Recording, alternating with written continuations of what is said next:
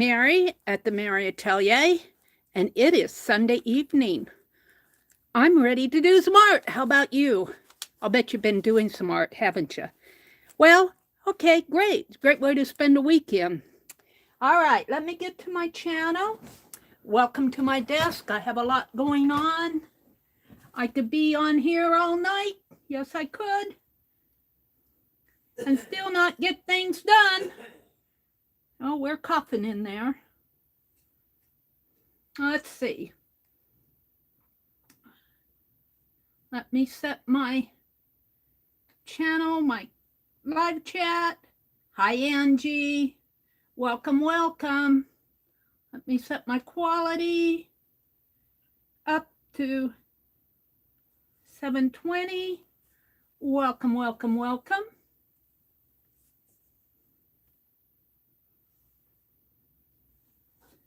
And let me check out some things over here. I hope that you've all had a great weekend.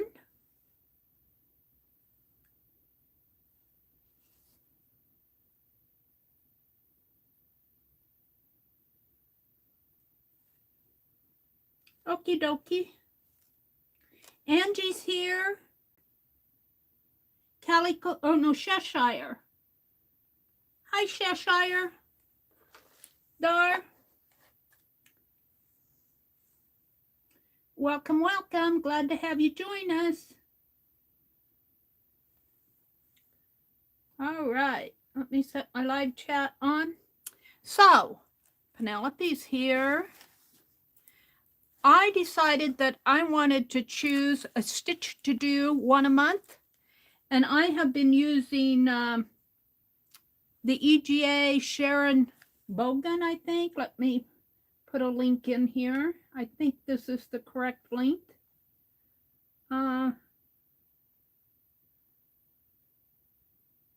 This may not be, well, it might be. Let's see. Let's see if I got the right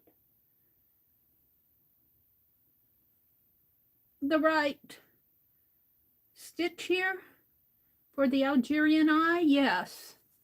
Now this comes off of I linked to this from the EGA site. So for January, I chose the Algerian eye stitch, and I'm using Aida cloth. I got corrected very early on in my stitching journey many years ago that it's not Ada, it is Aida.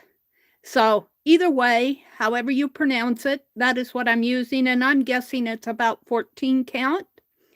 And it looks like my first stitch needed a little work there, but other than that, I'm really happy with them. Now what I want to do here is try to poke some holes. Let's get the pokey tool out. Sharon Lombard gifted me this pokey tool, needle pokey tool. And let me get back into chat over here so I can continue to welcome folks in. I hope you all have had a really good weekend. I've been crocheting a lot, been crocheting on my Afghan snow and hot chocolate or something like that. It's a crochet crowd Afghan. I'm just about done with it. I've got a couple rows left. Hi, Becky. Cheshire's here. Hi, Julie. Welcome, Julie. Hi, Angie. And hi, Not So Fast. Not So Fast, Joni. What I want to do here, and I have to say, my eyes are not up to par today. My eyes are not up to par. I'm still waiting for my glasses, so I'm just hoping that they're going to help. I see a little better out of my left eye, but yeah, it's iffy here. So let me just, and what I want to do is poke some holes. And I see that this it bounces on me. And that is not going to be sharp enough. Do I have a sharp needle, Penelope? Well, this needle is pretty sharp. Let's try this needle. What I want to do is poke a hole in here so I can do some stitching. But I'm going to have to hold this pretty tight. I want to stitch on paper. So there, I'm going to count 1, 2 over. Here, 1, 2 over. And it may not be perfect. What we want is 9 holes.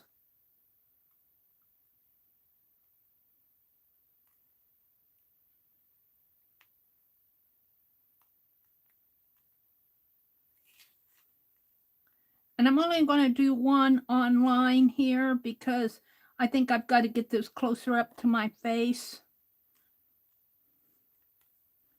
So I'm not totally seeing it here.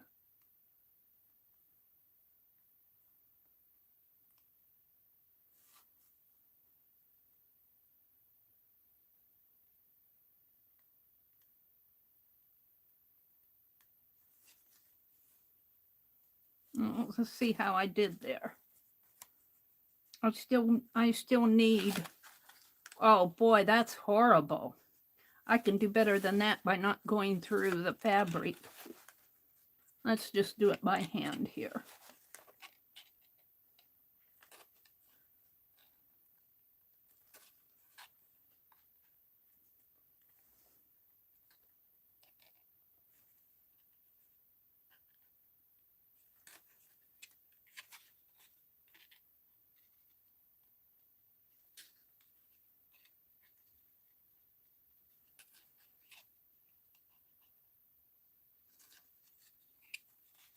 And it's not going to be perfect, but it will be enough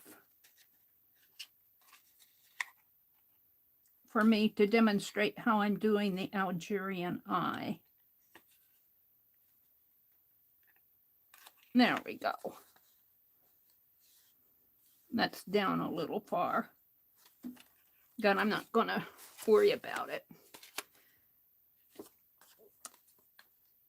Well, maybe I will. They're all down a little bit far. It's going to be a lopsided Algerian eye. I should have done this before I came online.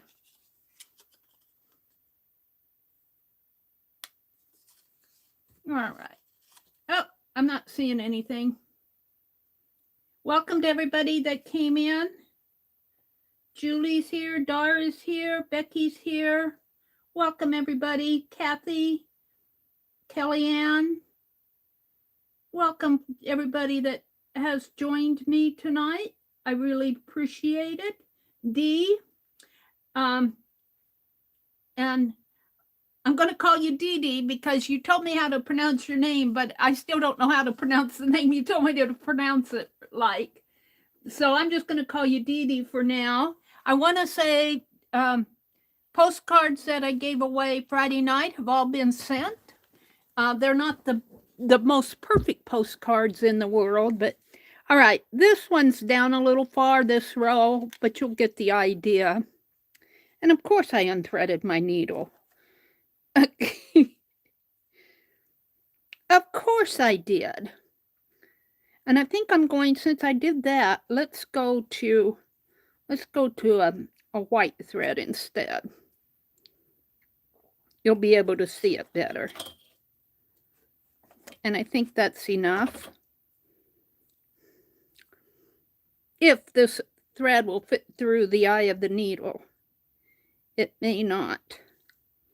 It's a little bit thicker thread. There it went. Yay! I'm not totally blind. I'll tell you, it is a fear. It is a fear I have of going totally blind. That would just devastate me. Oh, we'll see when I get my glasses. My left eye is still blurry. And I think the doctor knows it too, but all right, so I'm going to go from this corner down to the center. And if you're working on an even weave cloth, you'll be able to count. Now on this, I worked across 4 rows across and 4 rows down. So I would have had, well, let me show you. 2 rows to the center and 2 rows to the end.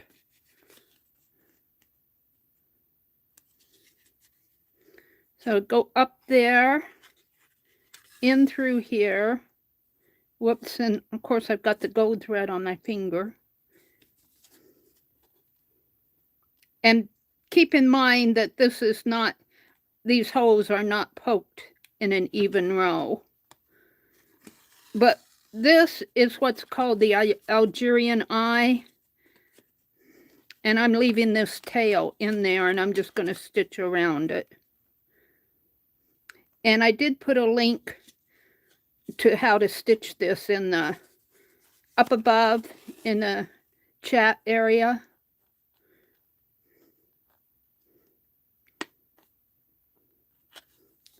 And I'll be pulling on this to make it tight. And I wanted to do this, and this is the one that goes a little bit far down, so I guess I could try to make it up a little higher, but I'm afraid that, or I could make the others lower. Let's make the others a bit lower.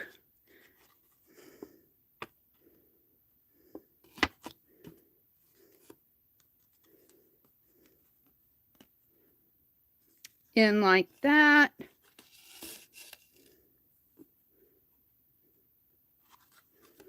So this is what I'm calling my stitch for January. I haven't picked a stitch for February. What my goal is using the same color of floss, stitch a row every month.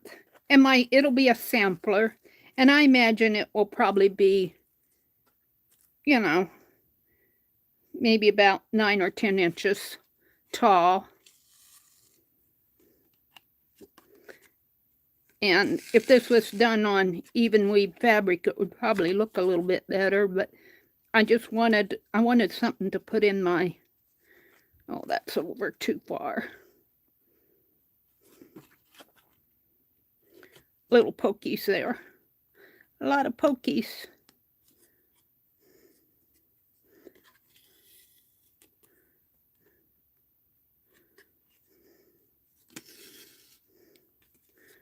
And then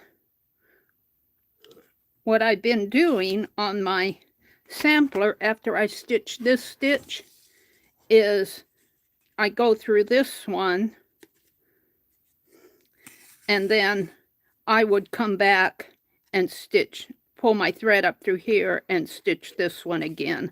And that's how I went through this row.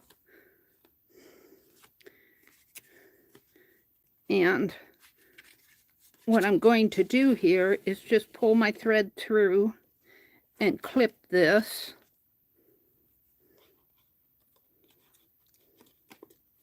My needles, my scissors are getting dull.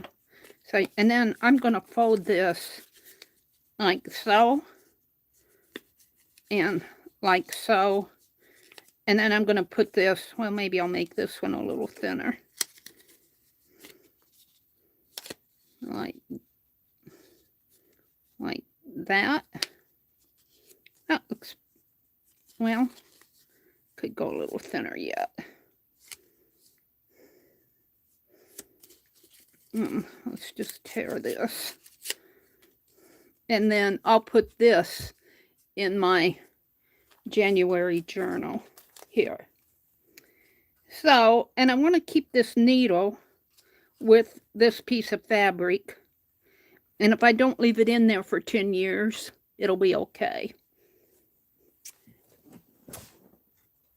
So, let me refresh my chat here. Top chat, live chat. Meri, we aren't seeing you stitch. Well, I was out of frame, I guess. I'm so sorry. Meri, we can't see you. Meri, we can't see you. Oh dear, shall I do it again?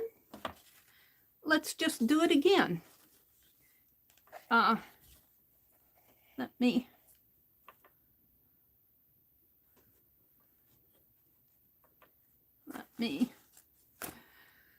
take a breath. Because that wasn't exactly, those weren't exactly even.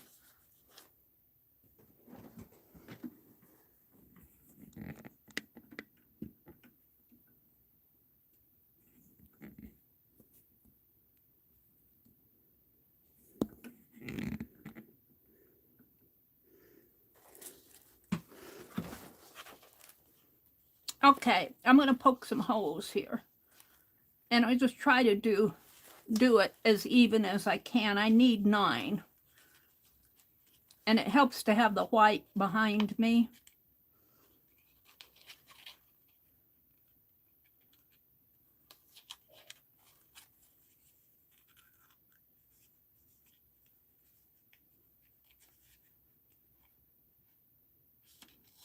This one will be much larger. Hopefully I'm keeping the holes a little bit more even.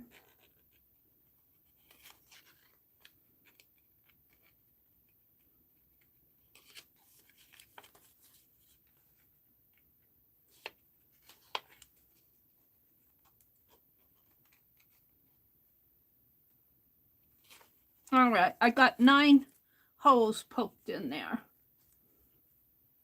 And you can kind of see them as I move it around. I'm going to have to put in a new thread because that's not going to be long enough.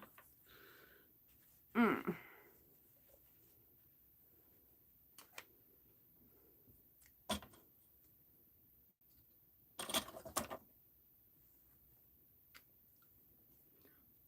I'm going to have to get this needle up to my face.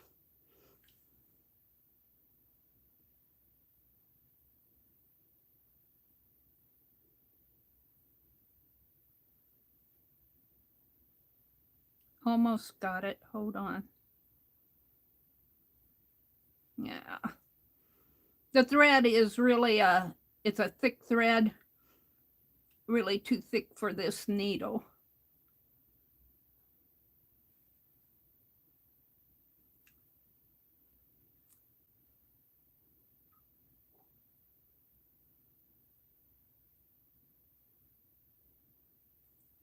Yeah, I've got to. I'm going to try one more time and then I'm going to change in my needle.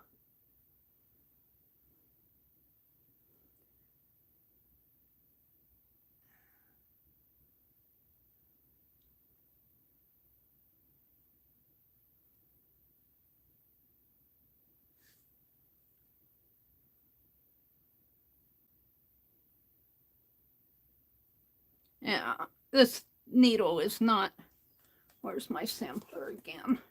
This needle works for DMC thread, but for this thicker crochet thread.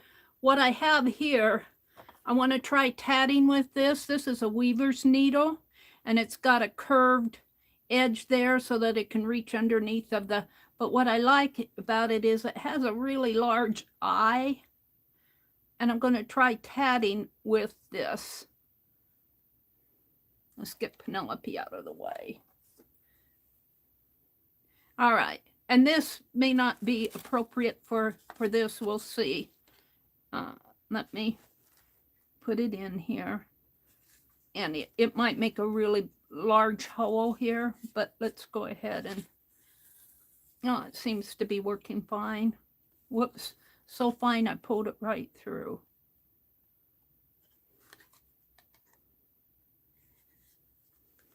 All right, so I'm going through the upper left here. And let me hold on to it so it won't float through. Hold on to the tail there. And I'm coming from the upper left to the center, which would be on Aida cloth would be two squares. And there would be 4 across. Now, if you're stitching on linen, which would be maybe a higher count, you might want to go 8 across. And you could, even for this, say that it's 4, that there are 4 threads in between here. Now I'm going to come from the center, and I have to turn it over to see the hole on this. I'm going to come from the upper center. And this is just a sample that I want to put in my journals. And keep the tail thread out of there. And this is the Algerian eye. I put a link to how to stitch it in the... And I'm not sure that I'm following the exact same path that they do, but I do get a nice Algerian eye, and that's all I'm concerned with. And you'll see, if you look at their page where I put that link to, you'll see where they also did some stitches in here, maybe in the second picture down there, but I'm not going to play with that.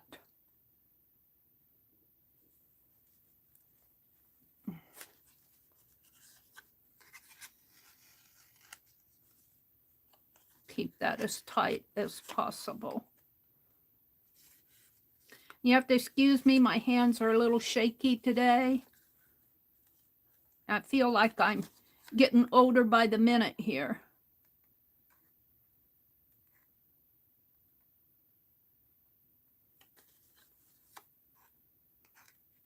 I've been exercising my left arm.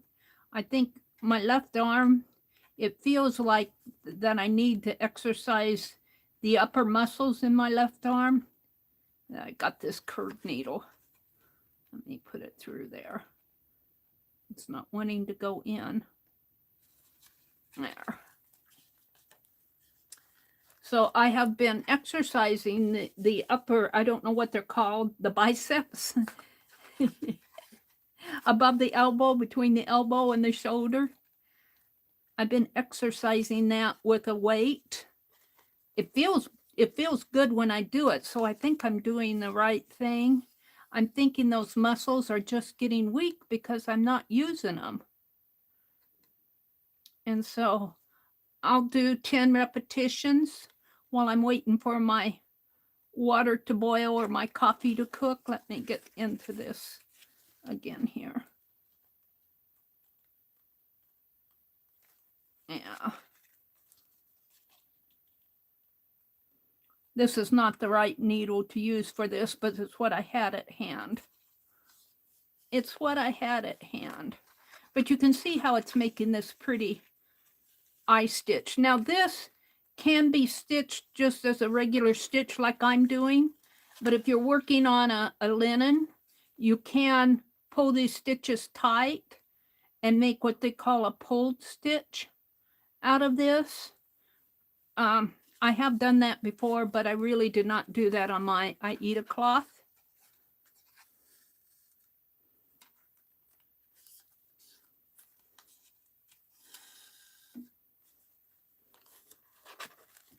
Let me do one last or two last. Let me find the hole here.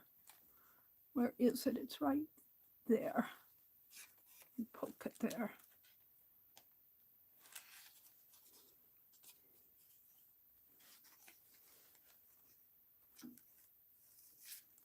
Oops. I do this type of thing quite often.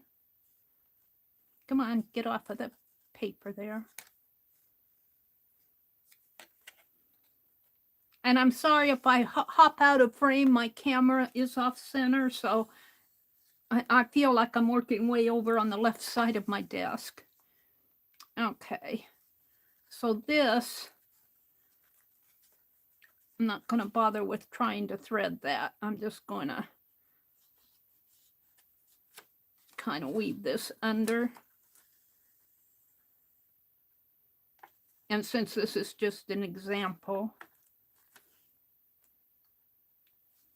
and so I think it was the chevron stitch that I picked for last year.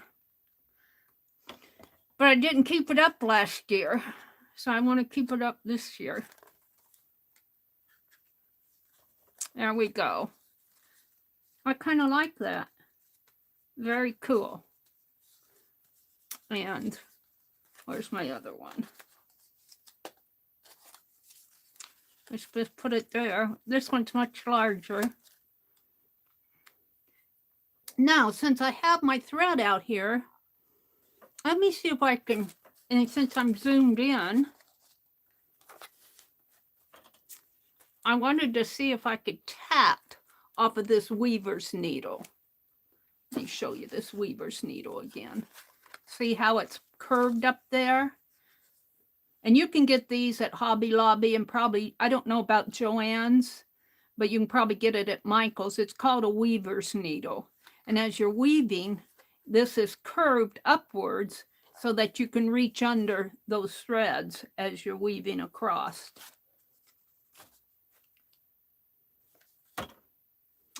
Yeah, I don't know what happened to my, there it is. Let's put that over there. And I just want to see if I can tap with this. So let me pull some thread off of here. You need from nose to arm about 3 yards. And that's about what I'm going to do.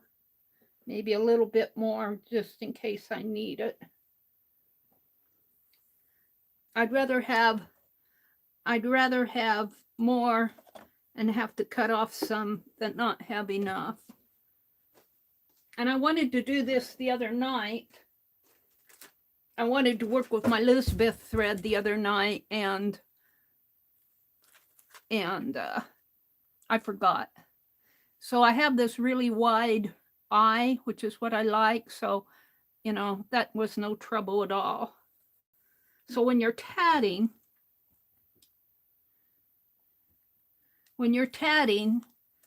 you have a needle, a tatter's needle. But I want to see, because this has such a large eye to it, if it will work. Now I have a set of 3, and I've been using the size 3, which is the largest size in my set.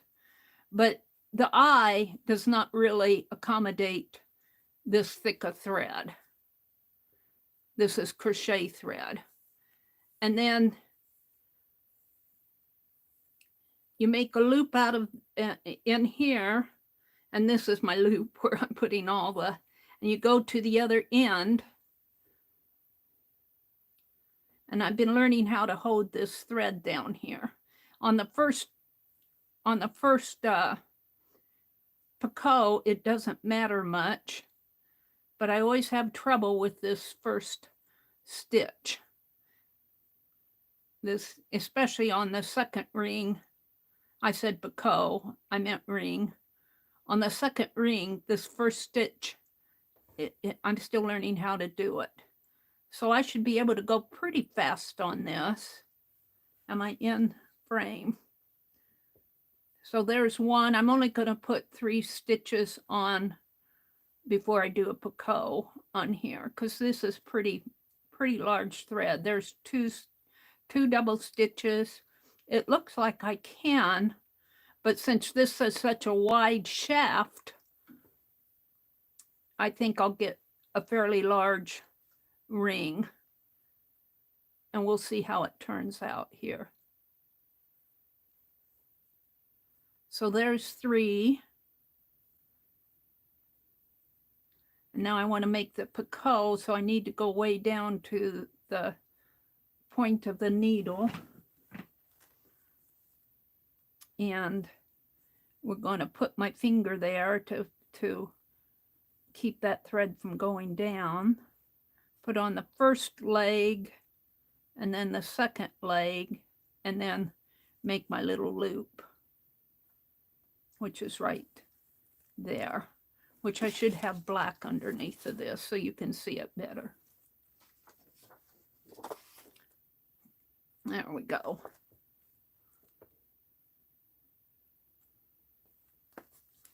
So there's my first Picasso. And then I'm just going to do 3 more.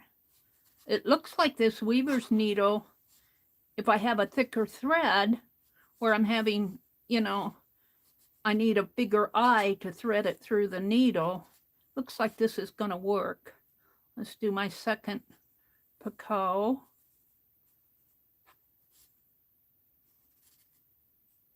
And then 3 more. And the other thing that I've been doing, because I get into the rhythm of doing this, and I forget to join them.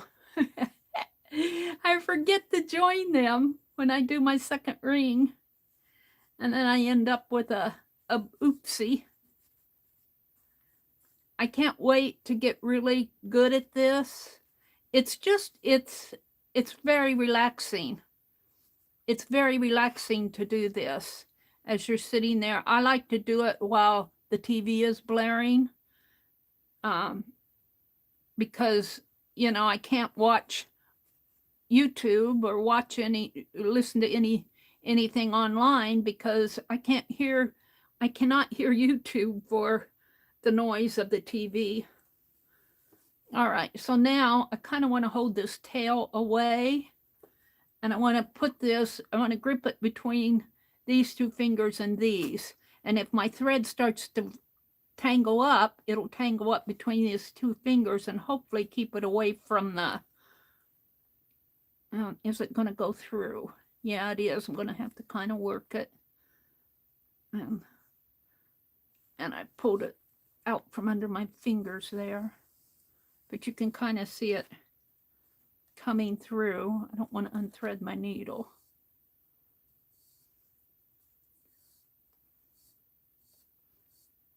You can see it'll start to, because it's such a long thread, it wants to twist on itself. And if I had this like this, if it starts to twist, it'll twist here before it gets to my ring.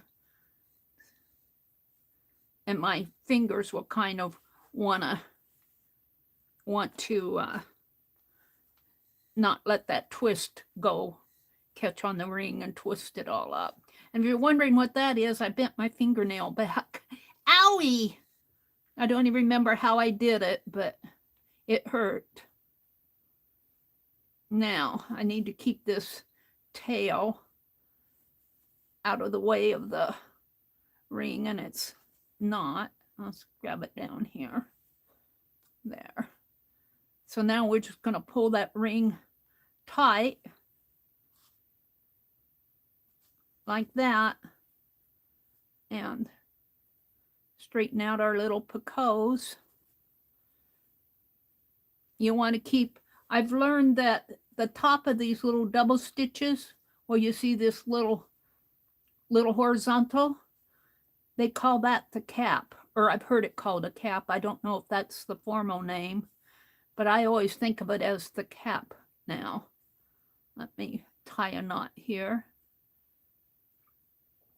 And I'm taken to tying a knot at the bottom of each ring so that if I want to clip the rings off, it won't, the stitch, the knot is a secure stitch. But I also notice that when I do that, it messes up these, if I'm not careful, it messes up these stitches here at the end, at the bottom. And so I'm just going to pull my Picasso out a little here because I want to utilize this one when I do my second ring. And I want to welcome everybody who's come in. I haven't been watching while I do this. All right, now I want to start my second. Let me get this thread up here, and it'll be kind of twisty for a while. And I get my tail out of the way, and I want to start my second ring.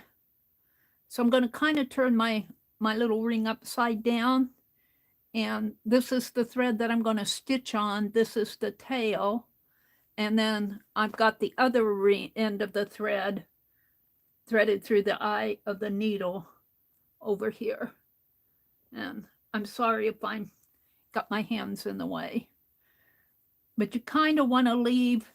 And as I was reading the book, she said a 1/2 inch, but I think that kind of varies on how large your ring is. So what I'm taking to doing is estimating how large my ring is, which is about the width of my, not counting the picots, it's just about the width of my curved needle point there. So you kind of want to make it that width. And this is where I struggle, because I think I have it, but then I always add extra length onto that when and let's see if I can do it this time. And let's do my first stitch. Well, that's pretty good. It's a little long. It's a little long, but it's pretty good. I'm not going to complain. And that's also the first double stitch of the second ring.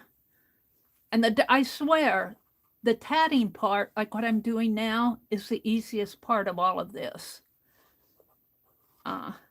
This needle's got a little bit of a point to it, so if you're using a different needle than a tatting needle, be aware of your point.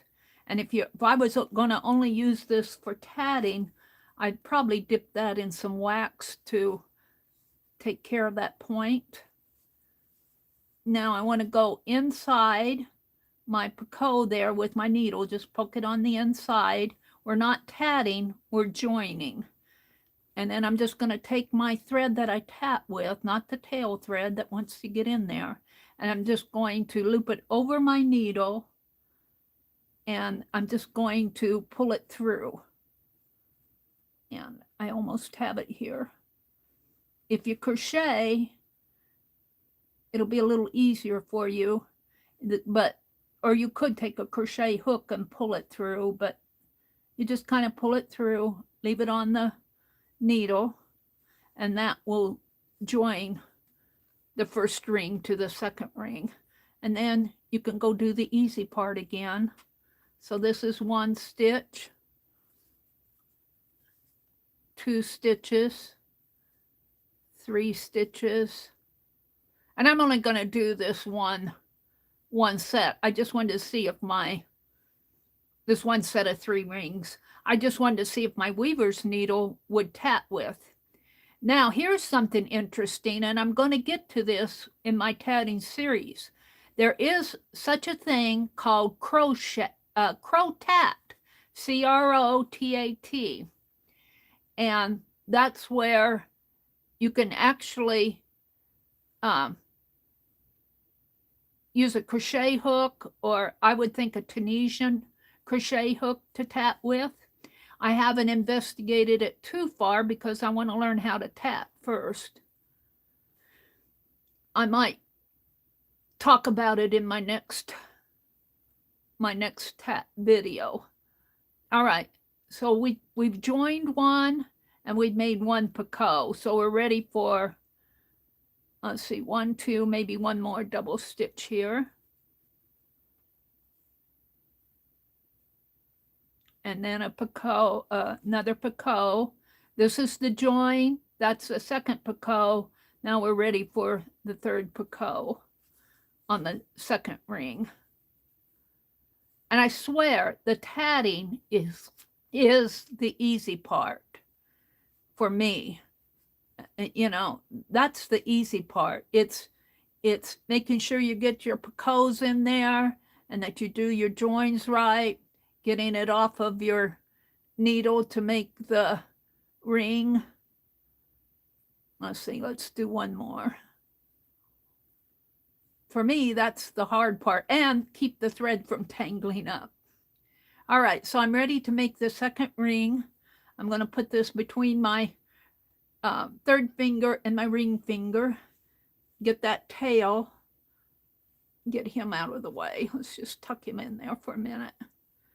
And then I'm going to push all those stitches down the end of my needle and pull the eye of my needle through that shaft of the double stitches. And I think on this tatting needle, what I'm finding is it's just a teeny bit wider down here at the eye of the needle. So it goes through, but you're going to have to help it along. I'm going to set my needle down because see how this wants to tangle as I'm pulling here? It wants to tangle, and my two fingers are keeping those tangles away from the bottom of my ring. And I just find that's a lot easier for me. And then you have to get your fingers out of the way when you actually pull the ring closed. And it will want it to do its own thing. Just let it form its ring. You'll think you're getting a tangle, but if you just keep gently pulling on it, it will form a ring, and it will go the right way. But you have to, and see that tail wants to get in there too. Let me get him out of there. He always wants to get in the show. But on some of these, I want a longer tail. Not particularly on this one, but, and then you just pull your ring closed. Now, to secure the second ring and the third rings or the subsequent rings, I can't do that with a knot with the tail. So what I've learned, and this might be a little bit harder with this wider tip, if I come underneath the, the first stitch of the second ring and the last stitch of the second ring, and put your needle through and come from the first to the last. And of course, we're going to have the thread to make sure it doesn't get tangled. But if you keep it tight within your fingers will keep this thread from tangling up on itself. It will want to, but just go slow. Now this is tatting off of the skein or off of the ball. I've actually snipped my thread off. I'm still have to learn how to stitch with it connected to the ball, but we're just learning one thing at a time. So there's my second ring, and it's a little bit tighter than my first ring. That's another thing I'm working on, is how to get the rings the same size. That one's a little bit more loose. I'm not going to worry about it now. And this one's a little tighter. Well, if I make a bobby pin embellishment out of it, if I make my third ring the same size as my first ring, then this will just be a small one up on top. So let me do one more ring here since I'm having so much fun with it. And I'm going to put my thread over to the left-hand side of me, my big loopy thread, and I've unthreaded my needle, but that's okay since it's a big eye. It won't be hard to thread back up again. Of course, I'm bumble fingers here. It's a big eye on this needle.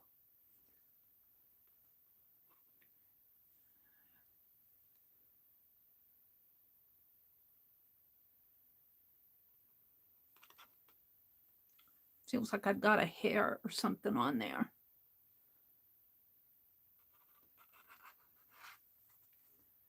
All right. And I'm going to try to stay in frame here. I don't know. I get involved in what I'm doing and I forget to check to see if I'm in frame. And at this point, you can hold that tail over here in your hand. And we want to do the same type of thing, only like this. This is the second ring. It's a little smaller. And I just kind of want to hold it. And my thumb is so wide. I think if I had smaller fingers, this would work better for me. But let's make that first stitch. And it's a little long yet. I'm going to pull it out. It's always longer than what I want because I got such fat fingers. I'm trying to hold it right beneath the needle. I struggle with this first stitch on the subsequent. On the first ring, it's well, that's good. That's pretty good. It's not quite as long. All right, so that's my first stitch, first leg.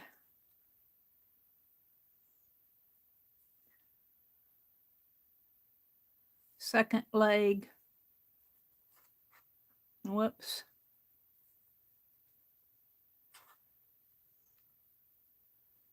Second leg, and that's my 3 double stitches. And I got a really big picot there. Shouldn't have any trouble pulling that thread through. Wrap it around the needle and just kind of pull it through the ring, just like that. And we want to do 3 more double stitches.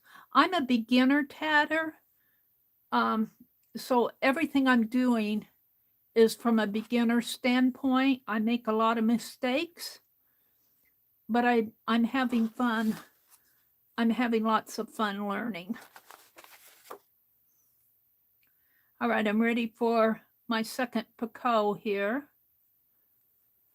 And this is the last string I'm going to do. So there's my picot. And double stitch. Double stitch.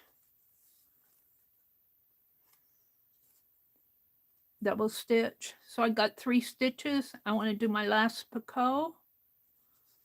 I kind of use this index finger to stop that first leg from falling down to the others until I'm ready to form the loop, the little picot. See how it's preventing it from slipping down? Now I got the stitch. Now I want to push it down. And the last 3 double stitches.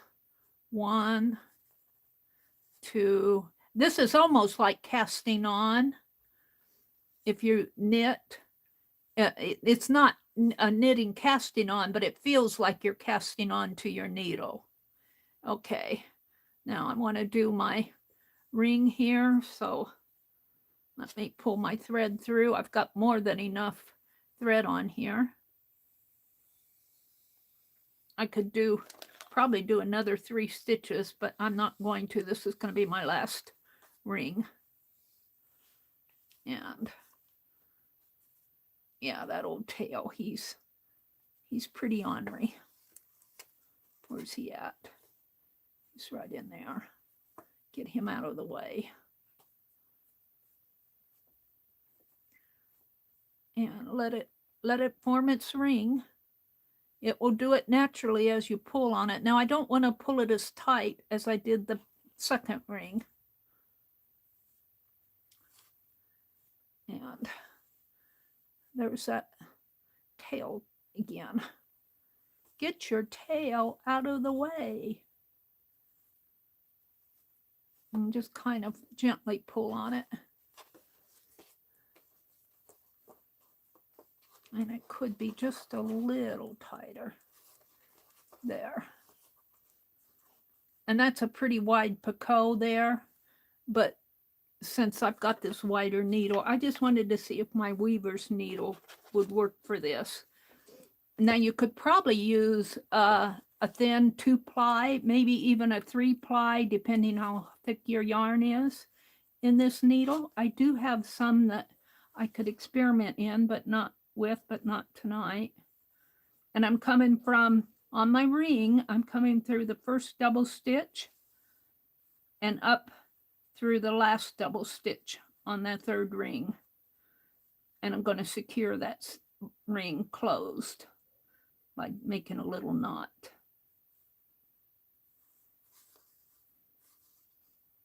Get my tail out of the way.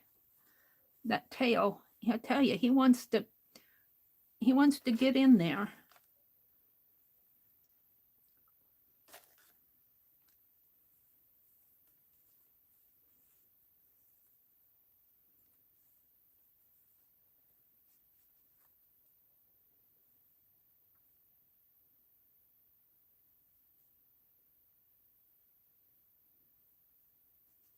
I can't get my finger in there.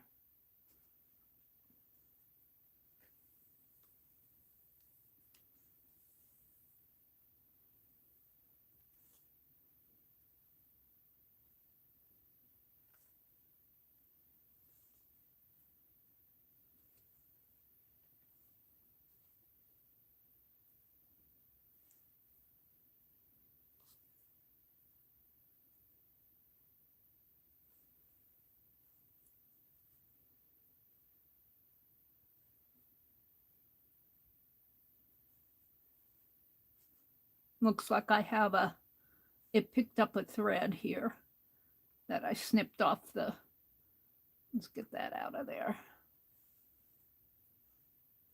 It'll pick up things. It wants to pick up things. All right, let me just pull that tight. There's my ring. I'm not convinced I have a good knot in there, but I'm going to make a little triangle here, so it really won't matter.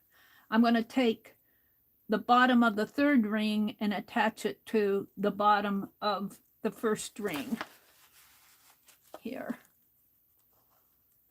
And so I'm going to come from the bottom of the third ring and go into the bottom of the first ring and come back to the bottom of the third ring. There we go.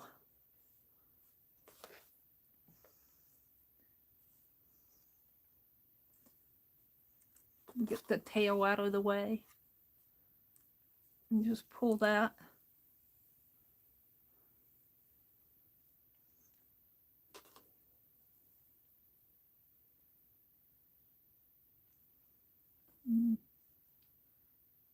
It always wants to kind of loop on itself at this point, twist on itself.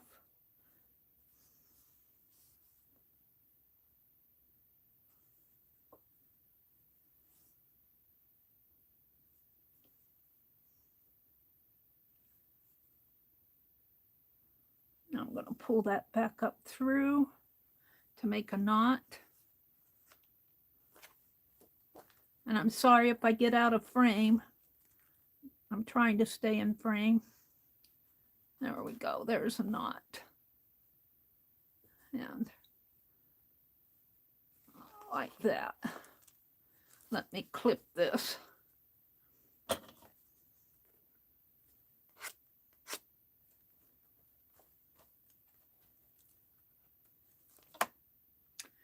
And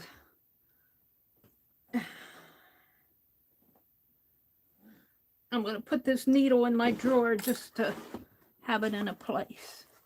Now I'm going to take my thread here and for the fun of it, just give it another shoelace knot.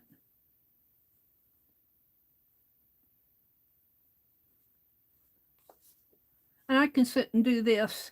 Gosh, I sat all evening and I watched Virgin River. I think I've watched the entire series up to, I think it's a TV show, isn't it? Virgin River.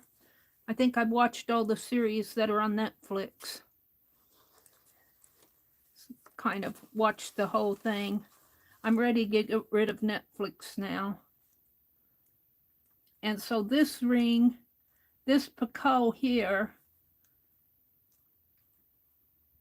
I kind of straighten these stitches out a little. This Picasso is joining these two rings together. It's kind of a wide picot.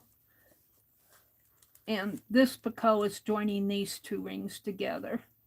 I wouldn't say this is the best, but when you're doing it online and don't have it at a comfortable eye level, you know, I'm trying to do it so you guys can see, and I'm worried about getting out of frame and everything. I'm happy with it. So that was an experiment for me.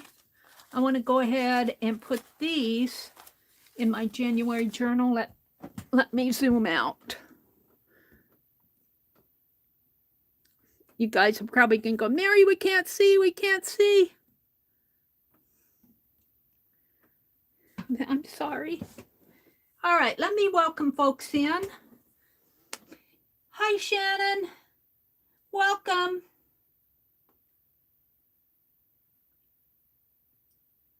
Welcome, welcome. Hi, Dawn, the crafty visage.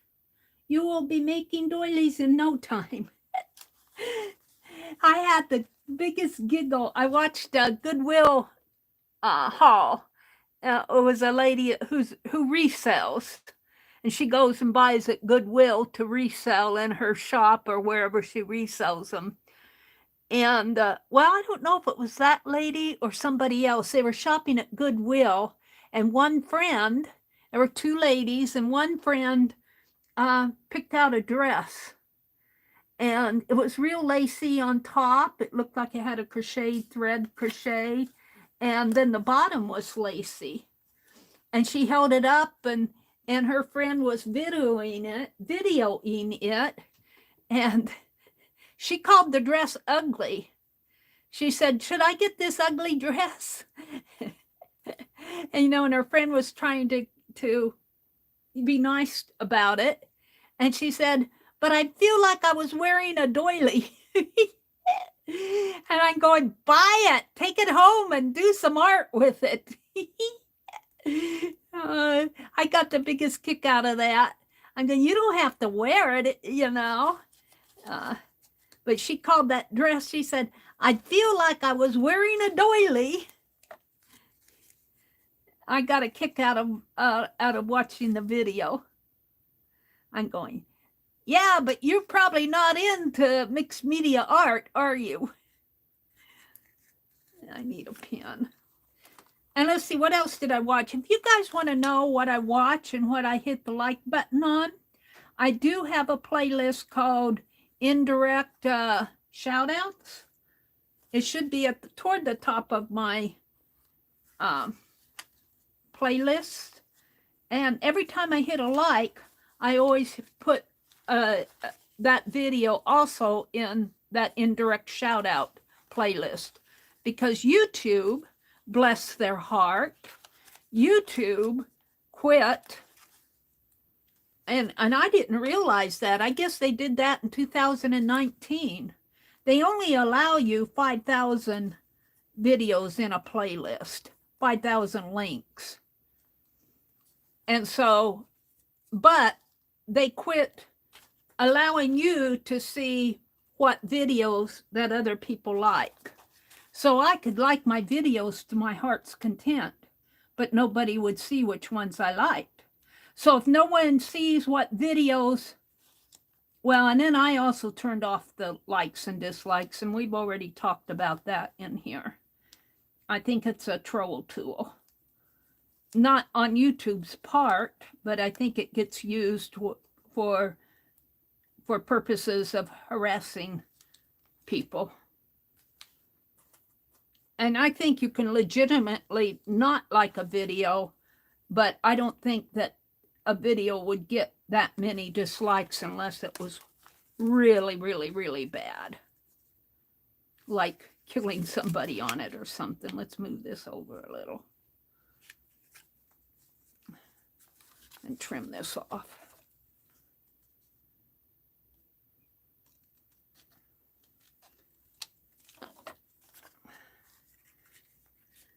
But there's a difference between disliking a video and disliking a person. And I think a lot of people will dislike the video because they have it out for the host. And you know, it almost becomes, well, you know. All right, I'm almost to the end of January, aren't I? Because this will float, and this over here, my project list will float. And I am working on my postcards. Here, this needs to be turned around. I'm looking for a good place to put this. This is Janet Nash's prompts. I'm going to try to put Janet Nash's prompts. I got the 2nd, the 9th, and the 16th. So, what, tomorrow would be the 23rd? So, I made a list of Janet Nash's prompts in here. So, I think I'm going to put this right down in here. Let's trim this off a little here. Put this right in here. And I'll put her last list of prompts there. I want to save this with this, and then when February comes, I'll choose another stitch. I'll take that out in the other room.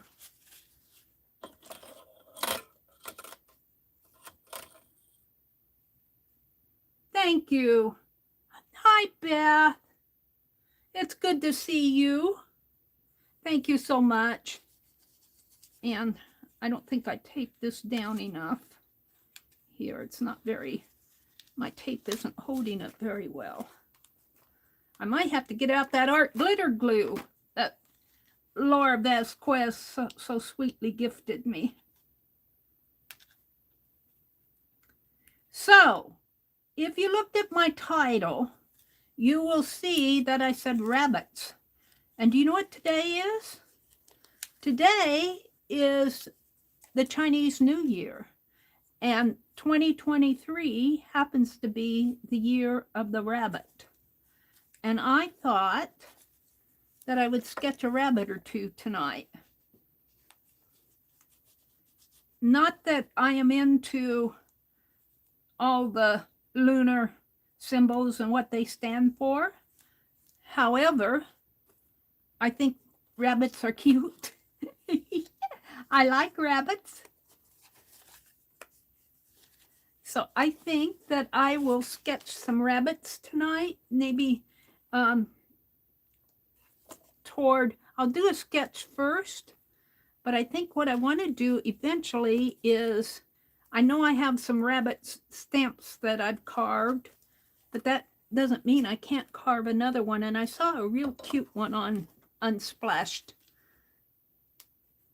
So we might go out there after I get this put in.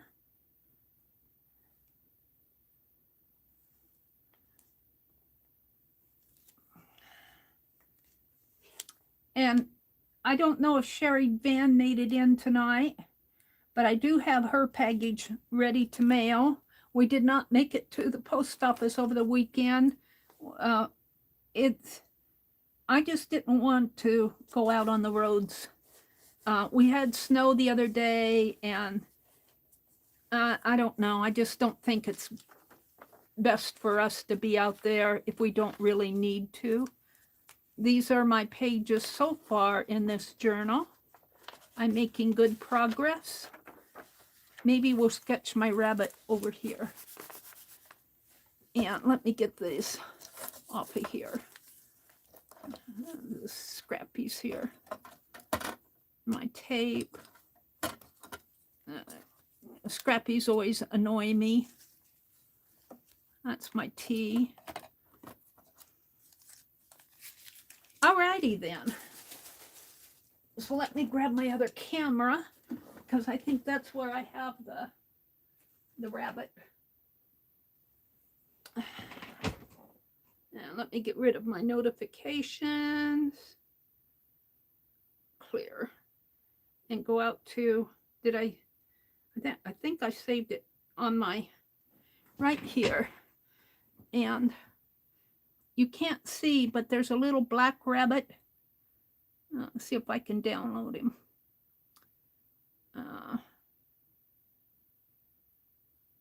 Save image. Open. Gallery.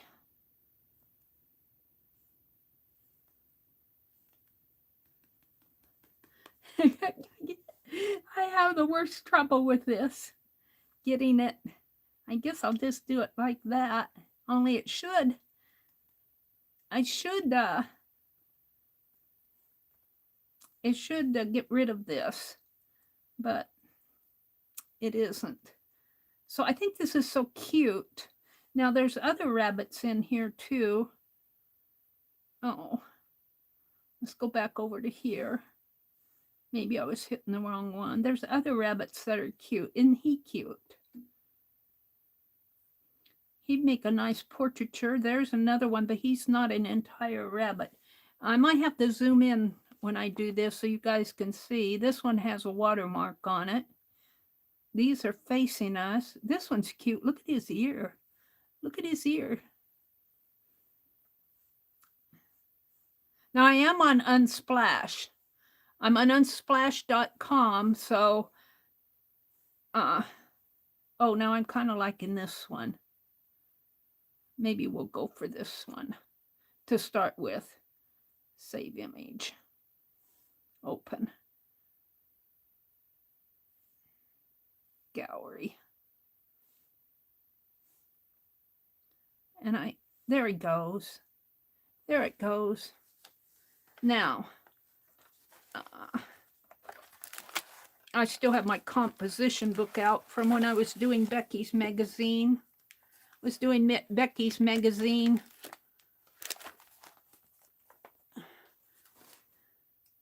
Create a scene with magazine, and I still think I have my bobblehead doll out here. Don't you fall. My bobblehead doll. I made a bobblehead doll. She bobbles. Her head bobbles. Her head wobbles. I think I'm going to put her in here toward the end of January. Let's just set her up here. Maybe with Becky's. All right. So I'm going to put my rabbit over here. What's under here that's keeping it? Tape. And I'm going to zoom in just a teeny bit. So Chinese New Year, Lunar New Year, I don't know all the meaning behind it, but I know it's a Chinese Lunar New Year. And they have 12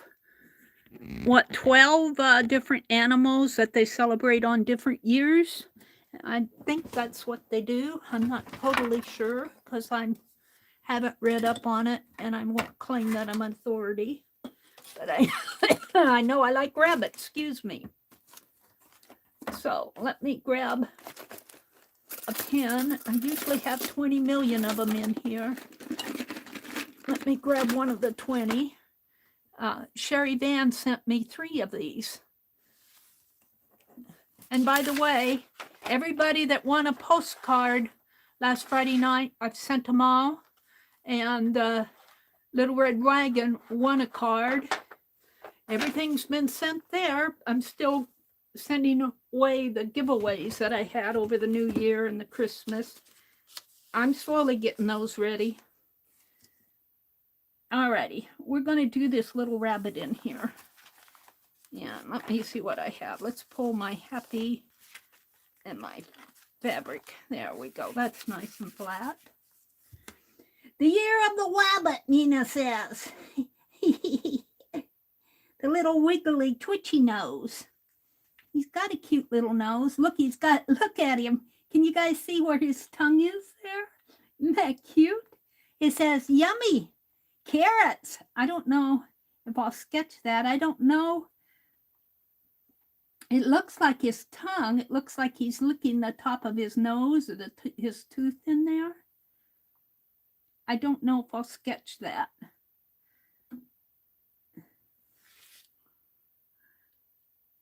Hi, Monkey Mary. The first day of the Chinese New Year on the new moon that appears between the 21st of January and the 20th of February. Well, this year it's on the 22nd of January, and that happens to be today, yet over in this side of the world, It might, in China, I don't know. I think their time is probably come and gone. They might already be on the 23rd if they're like New Zealand. I'm not sure what their time zone is over there in China. But, all right, so I'm just going to sketch him in here. I'm using my S pen, which is a water-based, water-soluble. They said it doesn't smudge, but what I like about it, it's water-soluble, but it does not soak through very much. Now I am sketching on copy paper, and I am sketching. I'm not trying to do a beautiful drawing. And you're going to have to forgive the shadow. I can't do much about that. I'm going to have a shadow here with these lights. My teacup is in the way. All right, now this year happens to be, it looks like his head is kind of tilted. He's looking at us straight on, but his head is kind of tilted, like he's trying to listen to something, and this ear is just a little bit more at a slant, and this ear is more open. That's kind of interesting. And his eye kind of comes out this way, and his eye is round.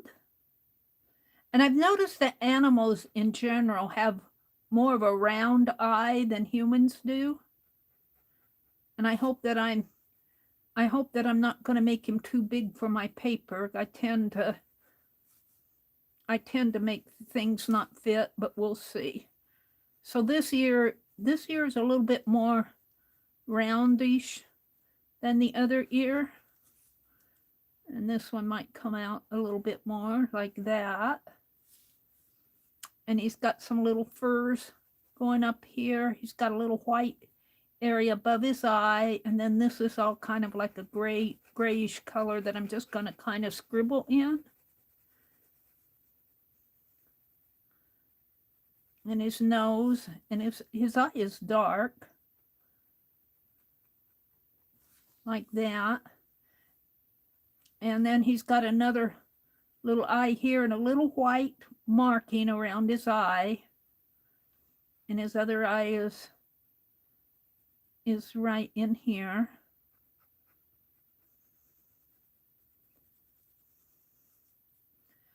And then his nose starts right about in here. Now, his nose, if you look at his nose, he's got that funny tongue up there. Looks like he's licking his chops or something there. I'm not sure I'm going to put that in. And let's see, let's look at the cheeks here. He's got his cheeks coming out this way. Little chubby cheeks coming down that way. And I'm not sure what to do with his mouth. Maybe we should go look at another bunny to see how the mouth looks. Let me go over here and see if I can't find another bunny's. Whoops, what did I do here? Find another bunny's mouth. See, the nose comes down this way and it's kind of closed. So I think that's what I'm going to do on this bunny. I don't think I'm going to make him licking his chops. He said, but I was hungry. Yeah, but my sketch won't look right. You look cute, but... All right, now let me go back to this guy. And we'll kind of put his other cheek in here. His cheeky comes out kind of like so. Like that. And if I can... I have a hard time getting this to do that. Now he comes down. His legs come down like so. And you can't see because he's in the grass there. You can't see where his paws are in there. but you can kind of see where his legs go in here.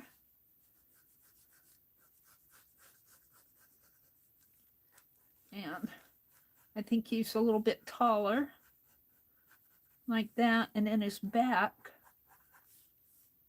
kind of comes like so. And I could have had him over a little further, but kind of like that. And he's kind of got you can kind of see some sort of a line going on in there. I'm not sure what's happening in here. So we're just going to kind of bring it like that. All right, I'm pretty happy with that. Now let's give him he's got a little dark area going on in here, like a little black necktie. Not too black, but a little dark area in there. And then he's got a lot of little furs. And he's got white going on underneath of him there. Some white areas, so I don't want to mess that up too much.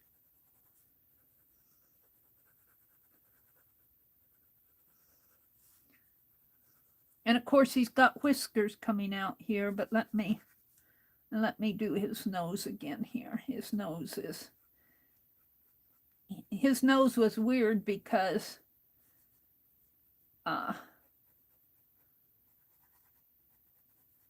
he's got that funny lip going on there. Are you calling me weird? He said. I am. You're doing something weird with your mouth.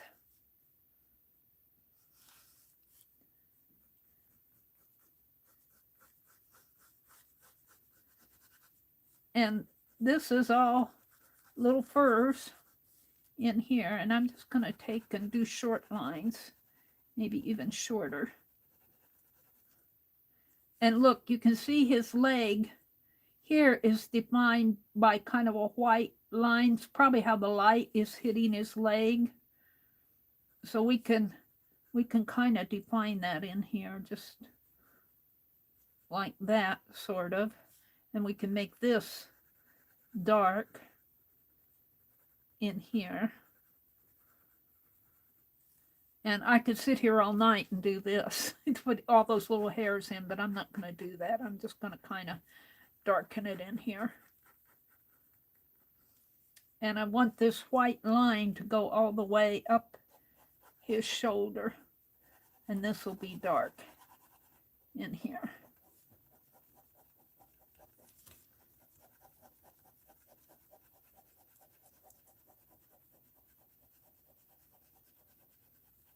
And it gets really dark down in here. Down in where he's sitting. Down in here.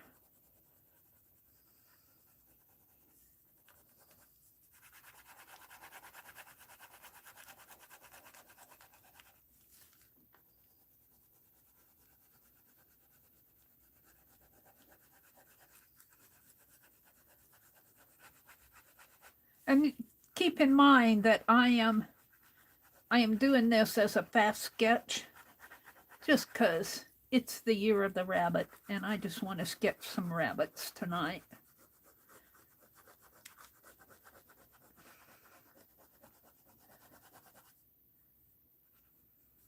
And his legs get hidden behind some foliage here, so let's put some foliage in here.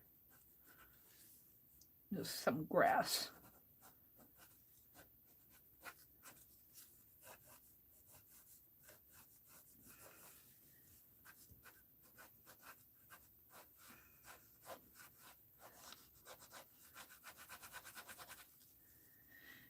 And make this a little more defined in here.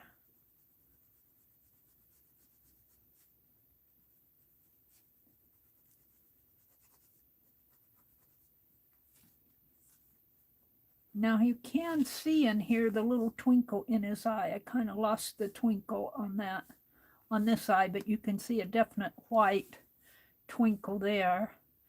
But you see the white around his eye and kind of around his cheek and around his nose area in there. And then this is shaded in. And his eye is a little bit more round in there. In the same way here, you kind of see the white of his cheek. A little bit more gray around the nose. And the nose would probably be pink, and then you see a really light area in here. Kind of a little gray up there. And the inside of the ear here is kind of grayish. And it's got a white area right in there. It's dark in there. And this is kind of a colored, yellow colored in the inside of that ear.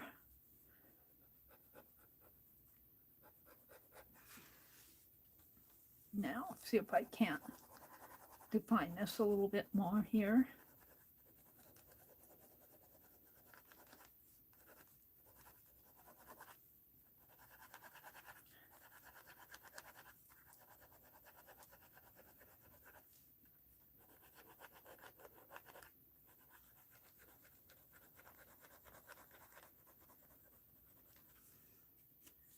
And then this whole area is pretty dark. It's kind of darkish in here, coming down. And he has kind of a dark area under his chin in there.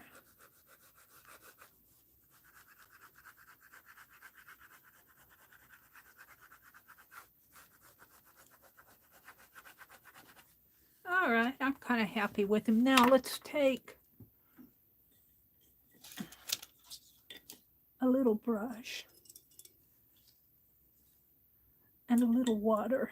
And my water might be a little dirty, but let's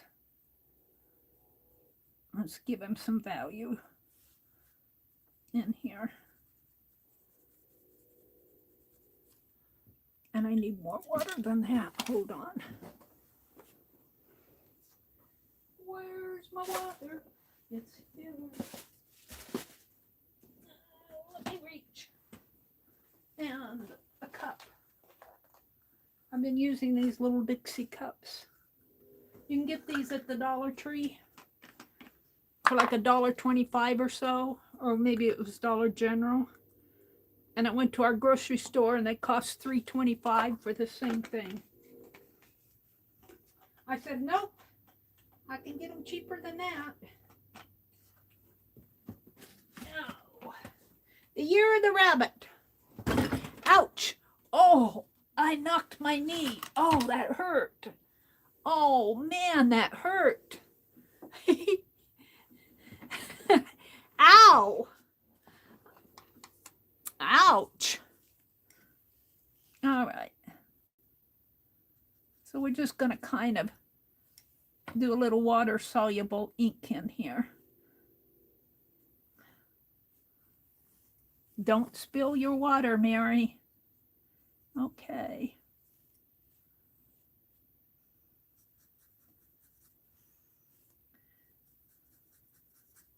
If I have a bigger brush than that.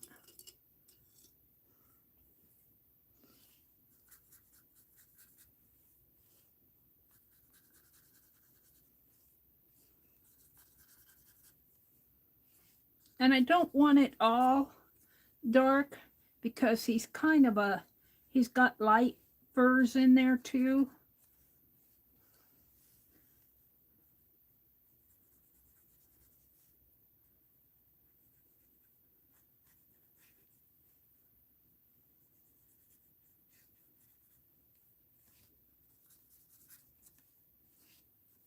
This side of him is a little bit darker.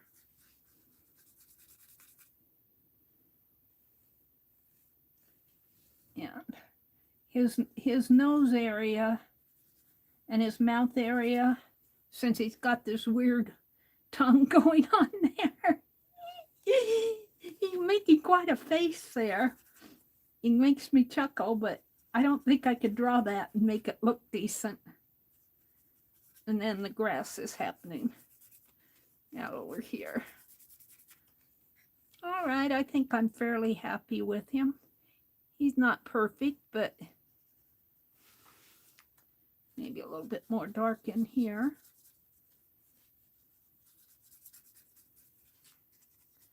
And I'm trying not to put too much water on here because it is copy paper. It's just a little fast sketch to have fun. Just having fun. All right, let me sign it.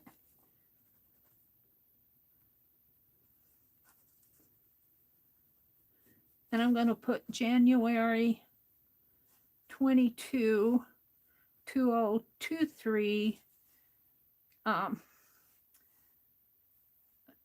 the year of the rabbit.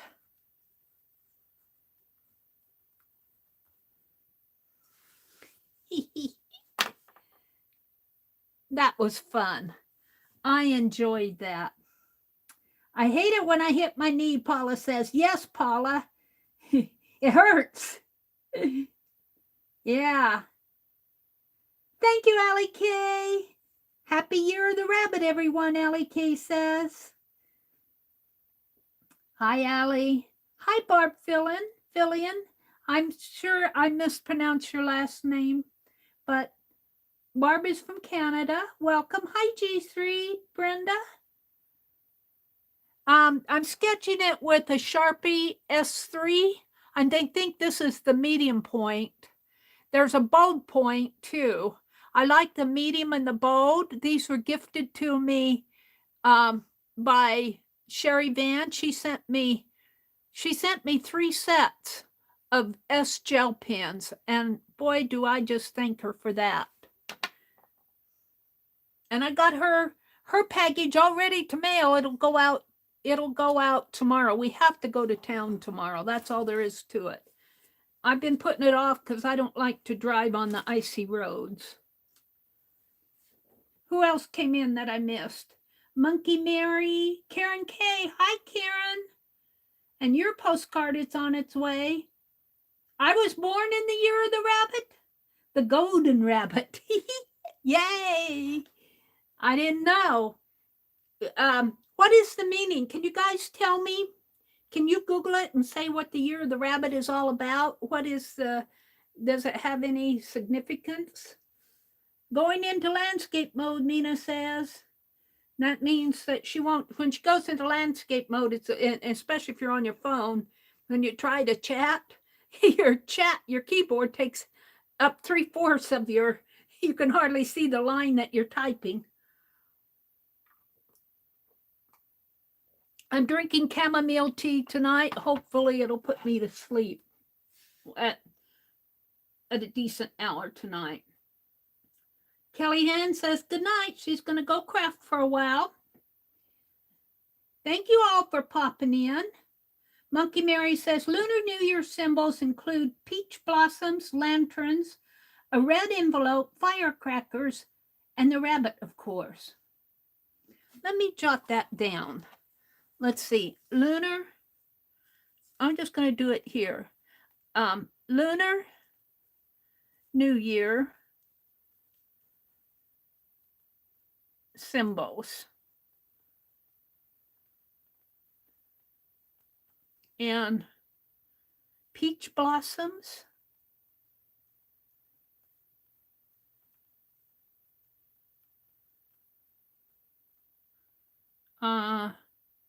Lanterns.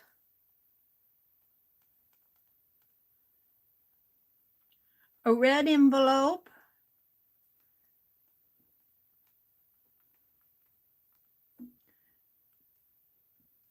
Firecrackers.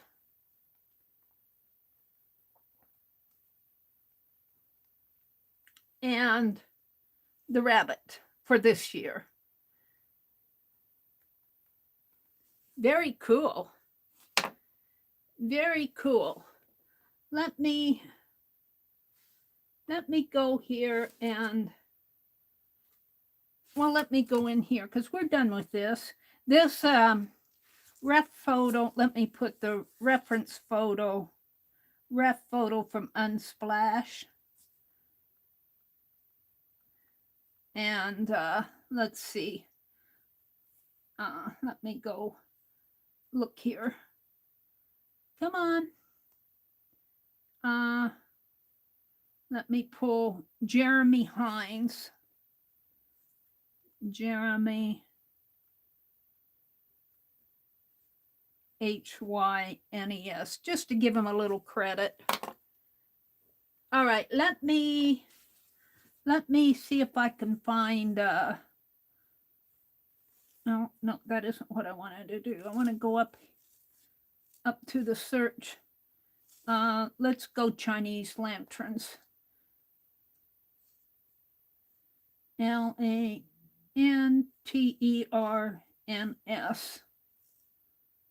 Whoops, I misspelled lanterns.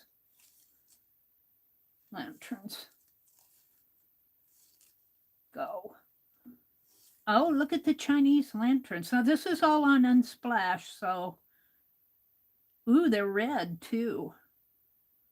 Oh, not all of them are red there. Trying to find one that's. Oh, this one's a kind of a cylinder shape. Let's flip the page. Now that did soak through some on copy paper. I'm going to leave it that way though. I might come and put a paper over it. So what else I have? I have this. Let's pop over to this page. Hold the phone here. Let me look at something. Is it that? No, that's my alarm.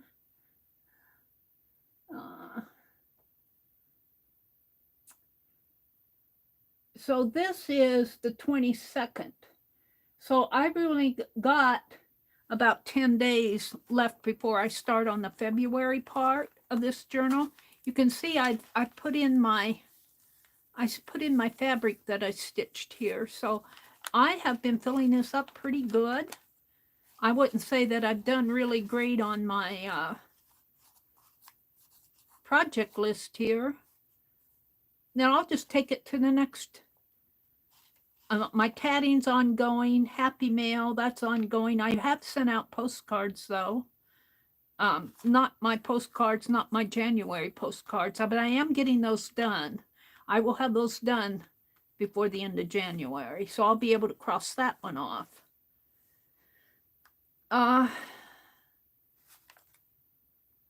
My 2023 desk journal, that's what I'm working in here. That'll take all year. My 2023 scrap calendar will take all year. My Christmas Afghan, I've just got a couple rows left on that. All right, I want to look at get a good Chinese lantern here. I like that cylinder one. Oh, I like that one too. Oh, look at the dragon. Oh, that's cool. Let's go back to this one and just open it up like that. I really don't have, let's see if I can get my, hold on. Oh, I'm reaching down to the bottom of the barrel here. And I want to pull out my watercolors here. Let's pull out some watercolor. Oh, by the way, my brother got another cheese box that looks like this, and he got the kit box that it came in. So I have another. I just want to pull out. I want some watercolor here. Let's pull this out. And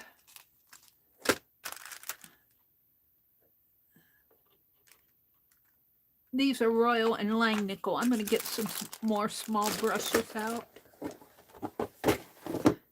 I try to pick up a lot of, whenever I can, have a little extra money, pick up more brushes because I'm so hard on my brushes. And these aren't real small, they're medium size, but let's just take them out of the package here. And I've had these for a while. I just had them in there. I'm just going to cut this because, oh, look at zips here.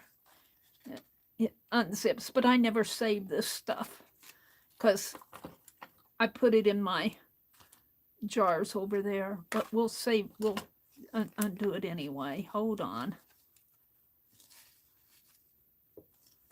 Yeah, bunch of bull here.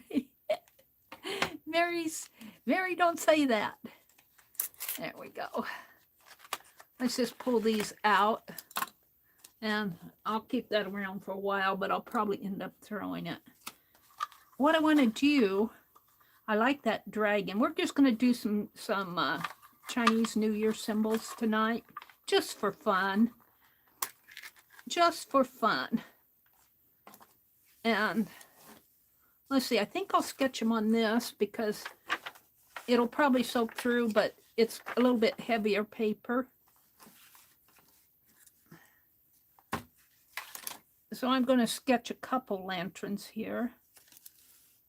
And let me come back into chat. Let me refresh my chat. Becky says, the rabbit in the Chinese zodiac also speaks to the power of empathy. Oh, that's interesting. Empathy is the ability to identify with something that somebody else might be going through without them really, well, they might tell you, but you just have that you can identify with what they're going through, their situation. I think that's the best way to explain it. All right, I'm going to make a couple of these. And you know what? I'm going to pull this out like this. And I'm going to work on this side because I'm more comfortable over here. And then I'll put it back in. So let's just draw. And this is really red and gold. But it's kind of like a big tomato.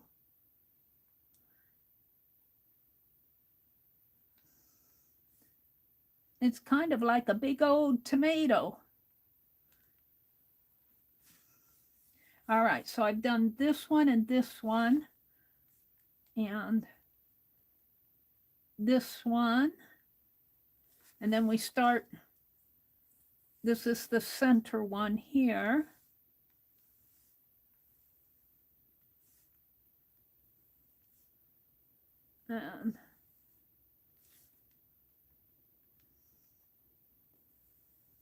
And of course, I'm just kind of sketching here. I'm not trying to do it beautifully. Well, maybe I am a little, but all right. Then you see a narrow, you see it start to go. What we're seeing here, though, is really the underside. And I'm not sure I can represent that too well. Kind of.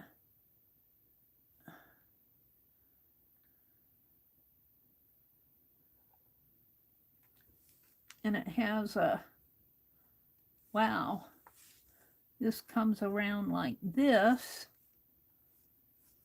like that, and these go around like, wow, I'm not doing this so great.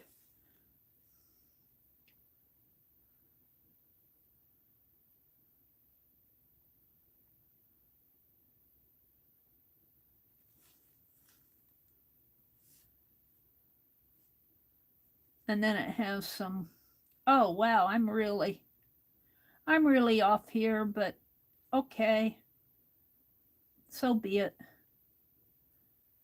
Kind of has some figures going on down in here that I've messed up thoroughly.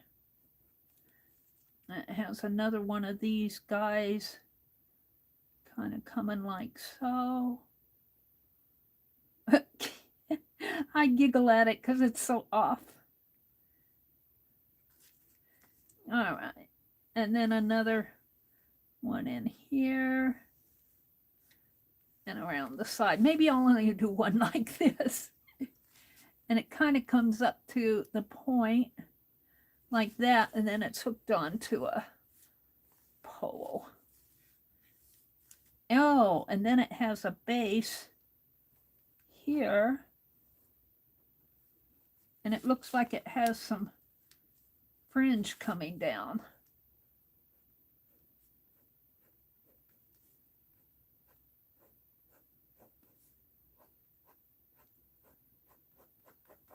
All right, that's good enough for this.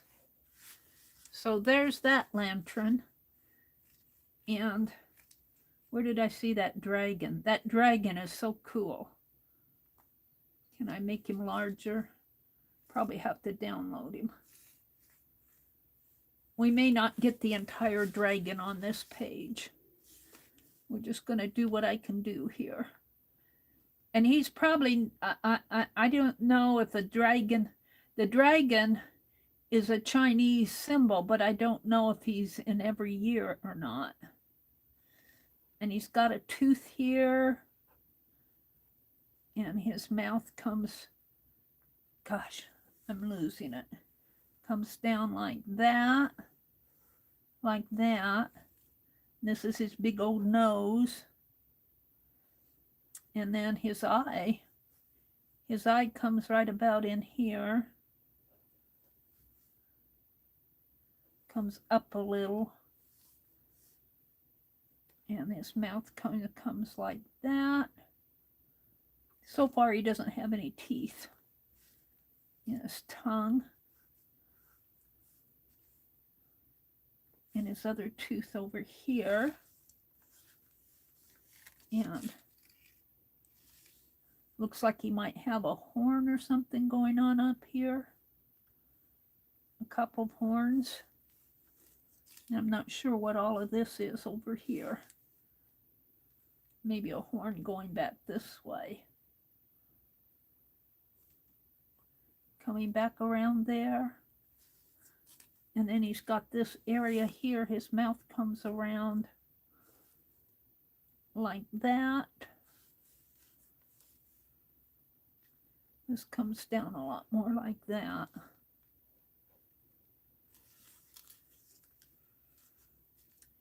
And it looks like he's got these, I'm not sure what those are in there, but they're kind of marks like that in there.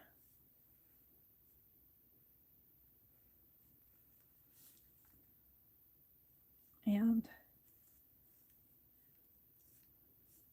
looks like he's got another tooth in here.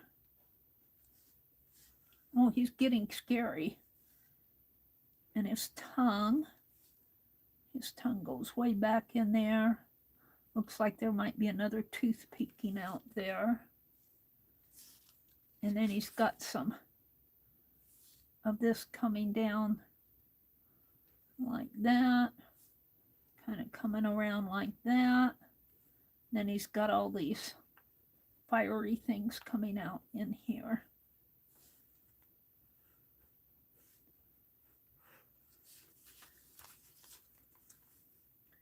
And this mouth kind of comes like that.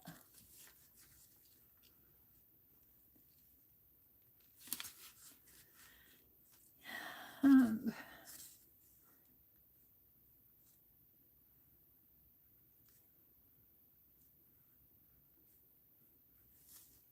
let's see.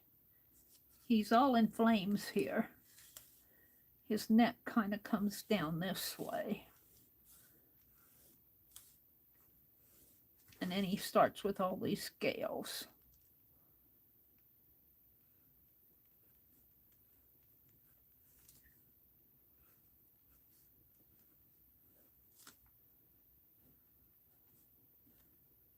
And I'm not going to draw them all in. And then he's got let's see, this area of his mouth. And then he's got some brown kind of flank, a brown area coming out there. And then a little green. I don't know what it is. A little green area with dark spots. And then an orangey area coming around there. And then there's more flames kind of coming up like that. Around like that.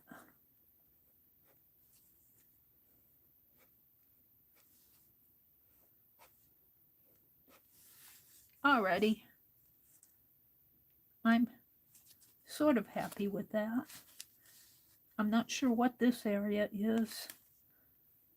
And we're going to put it in there like that. And then he's got a couple horizontal pieces going there. And maybe another one coming like that. All right, we got a lantern and a dragon head. And this is his eye. That's about all I'm going to do on that.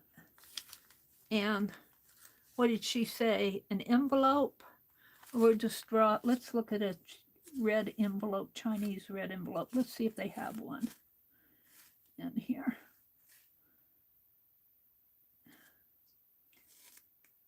Chinese red envelope.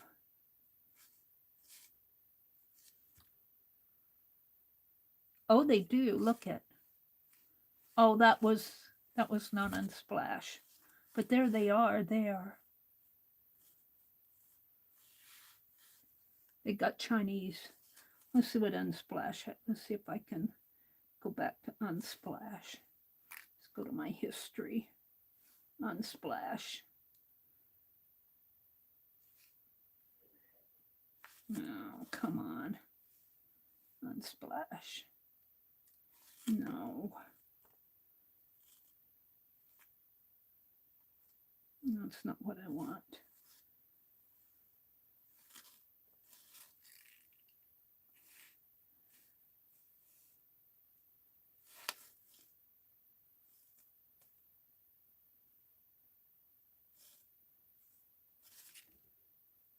Okay, now Chinese.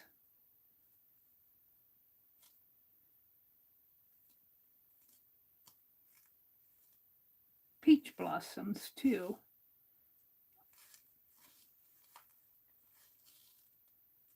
See what they have. Chinese red envelope. Oh, look, there's one hiding in the grass there. Oh, is that a peach blossom? I'm not sure what those are.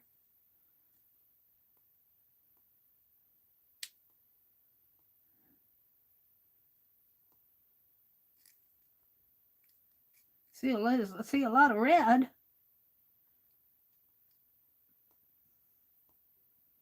There we go. So we're just going to make a rectangle because that's kind of what was on. And I'll never be able to do all that Chinese writing. So we're just going to do some little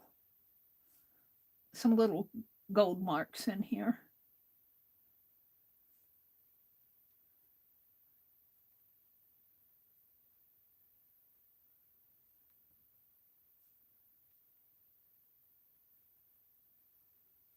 And we'll put some little marks on that. This will be red and a peach blossom. If I can go back up to the top. P-E-A-C-H.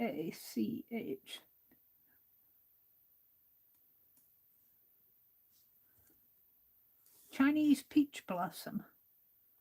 Ooh.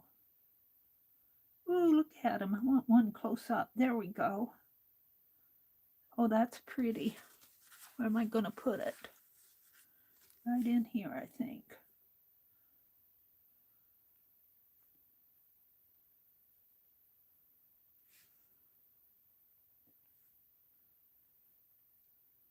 And it's got some little little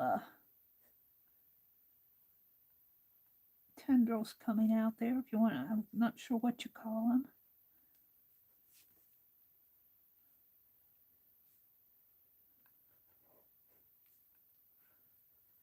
And I'm going to cover up my tassel there because I want my peach blossom in here. And this will be kind of a reddish color in here. All right, let's start with that. And let's get out my dirty watercolor. And I should have spritzed it, but I don't have any spritzer here. Let's take these brushes are taped together down at the bottom. Let's take this one and just, that's probably the orange.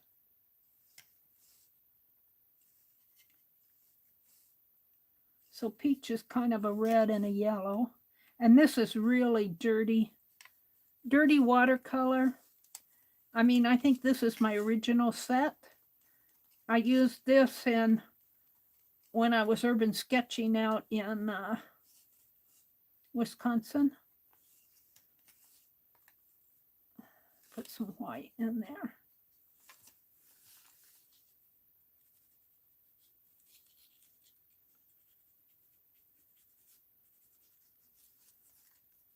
A little more reddish going on in here.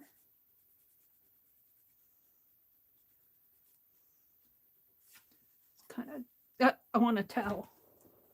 Let me turn around here.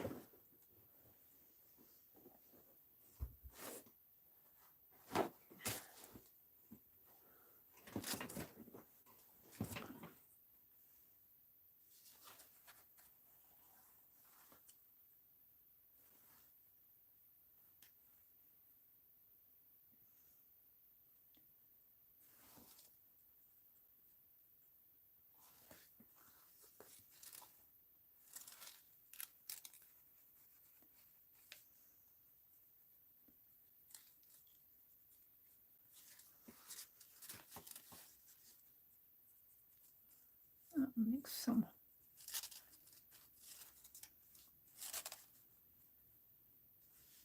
white with that.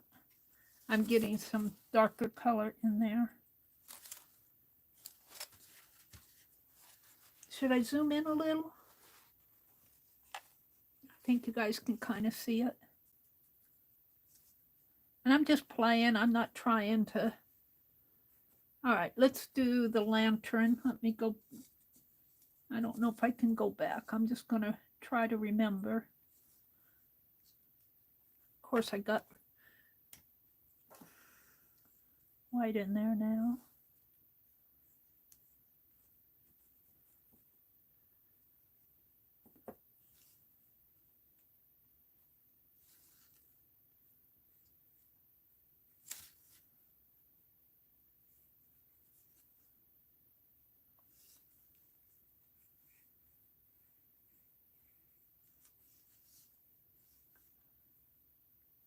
And this is not trying to be perfect.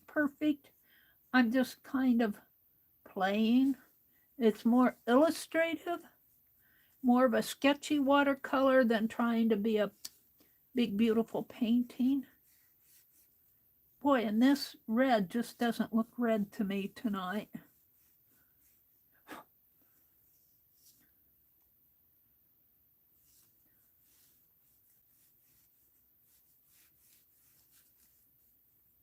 Feels like it should be more of a deeper red than it is.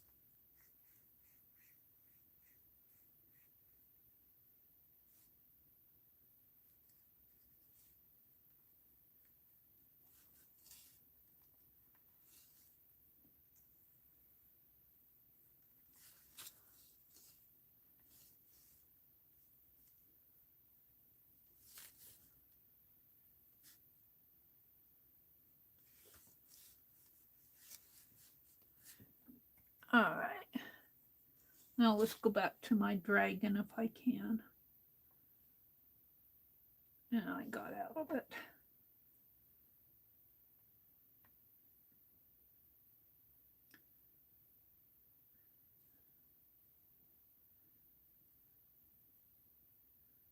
Yeah, I lost him. He was with the Chinese lanterns.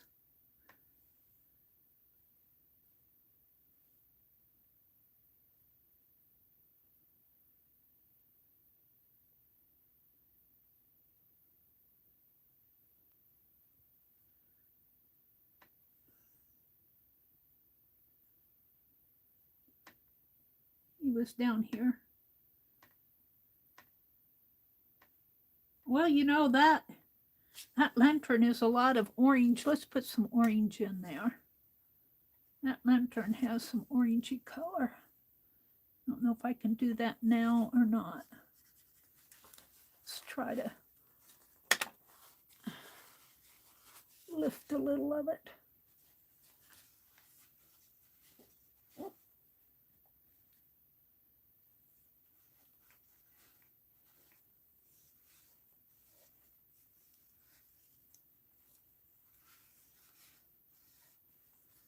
And see if I can't get some orange in here.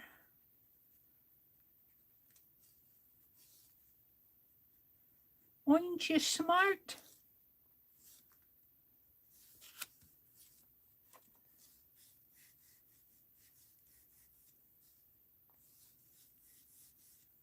I'm not working on watercolor paper, so I need to be careful.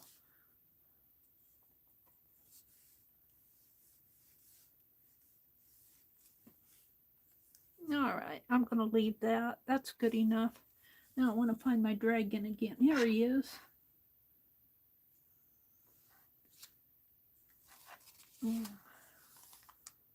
My dragon.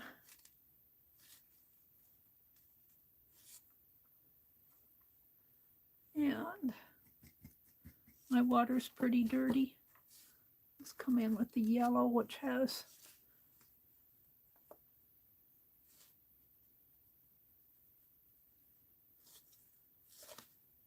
should have my water spritzer out. I don't know where it's at. I'm not going to bother looking for it. I'm just trying to wet this in.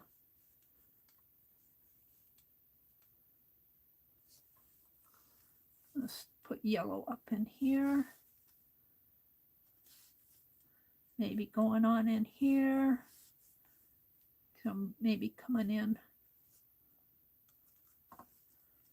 around this area here.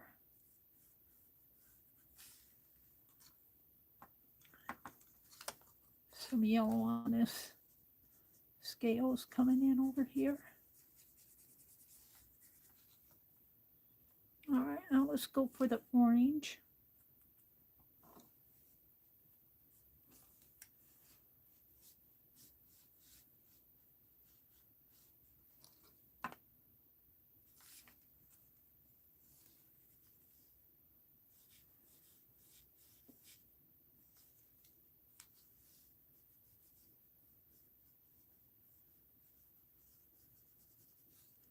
A little bit up in here.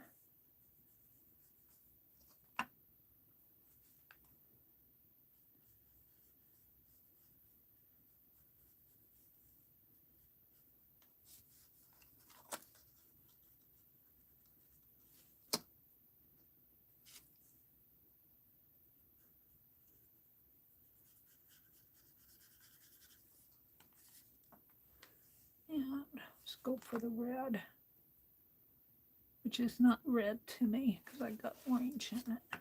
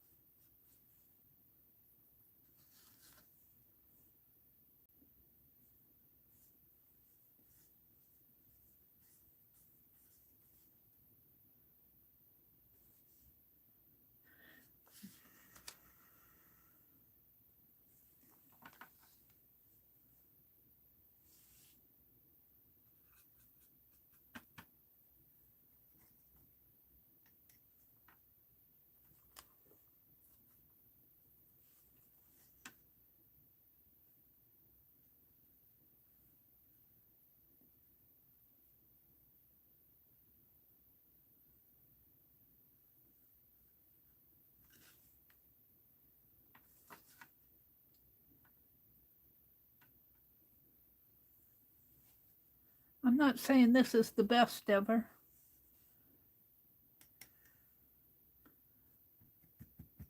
My water's getting dirty.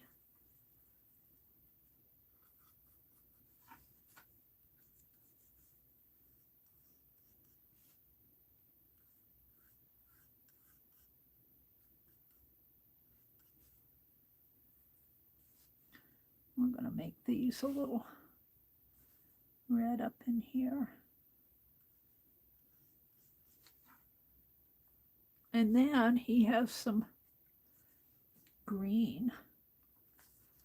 And I don't have a green. I've got a phthalo green, but I need a blue and a yellow.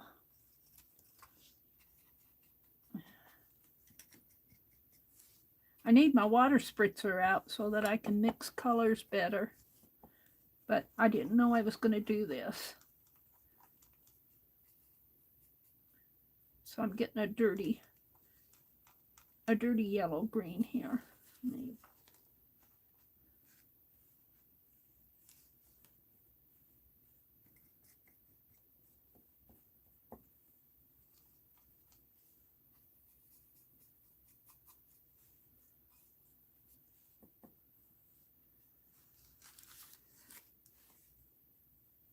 No, that's not the color I want. Maybe if I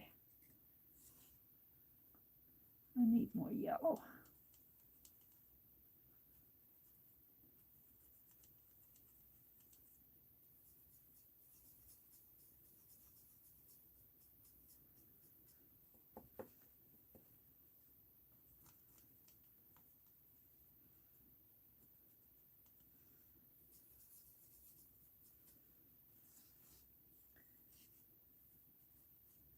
No, that's not the color I want. I think I've lost my green. There we go, that's a little better.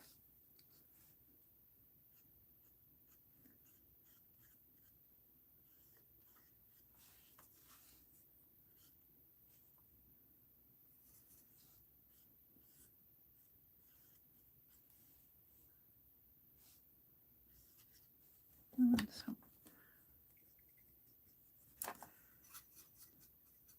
some blues going on up in here.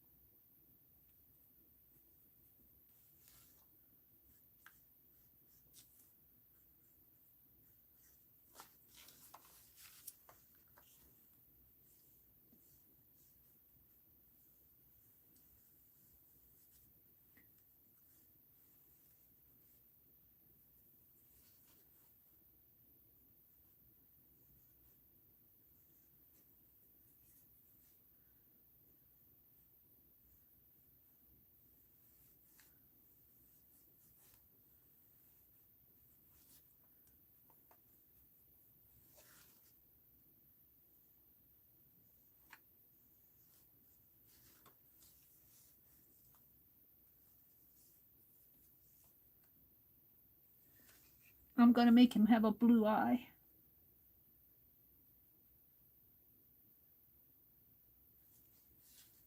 And some blue in his nostril.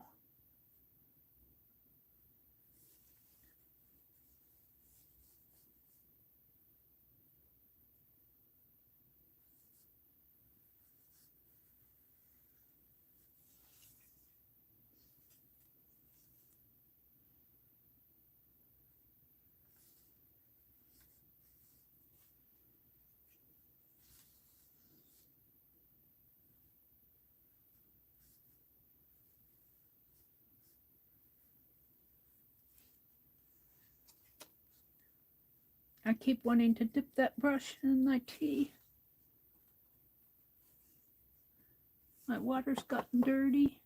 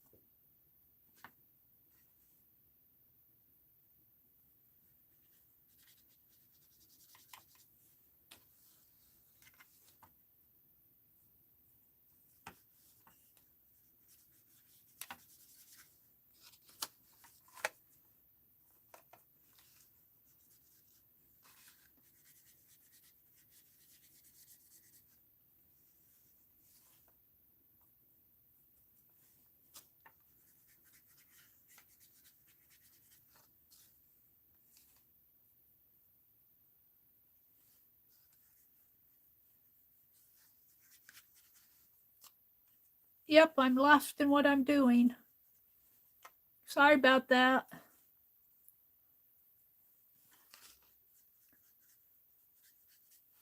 I'll be out in a minute. Oh, my red envelope. I got to do my red envelope.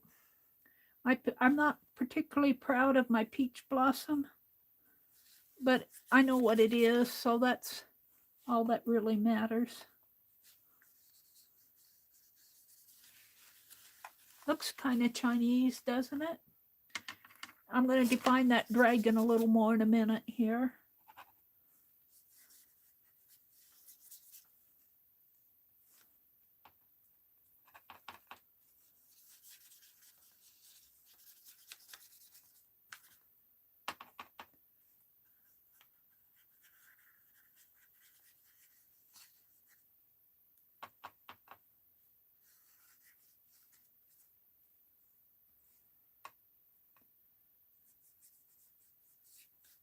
All right.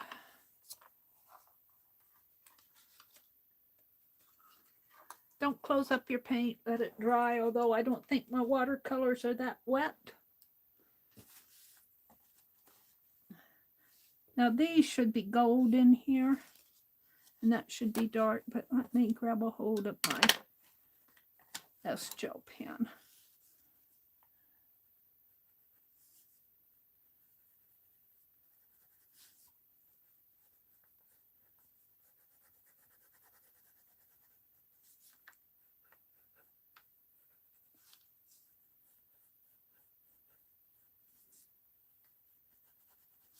Let me dry this. Heat gun alert. Heat gun alert, I think.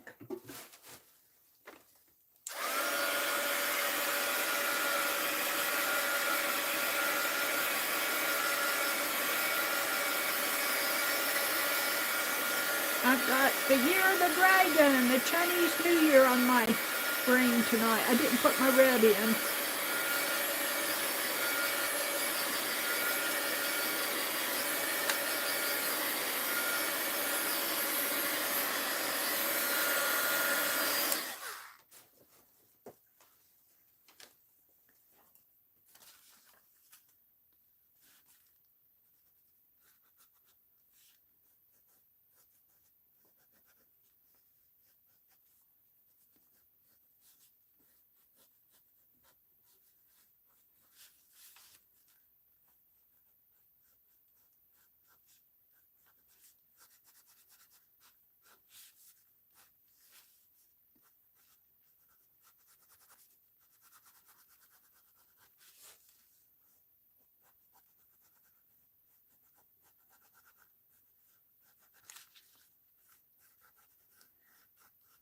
He looks like a dragon to me. He may not be like the one that in the photo, but I'm kind of doing this fast and sketchy.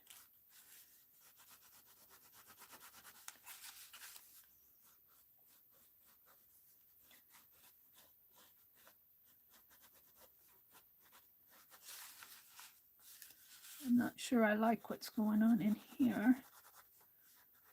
This is his tongue and his mouth.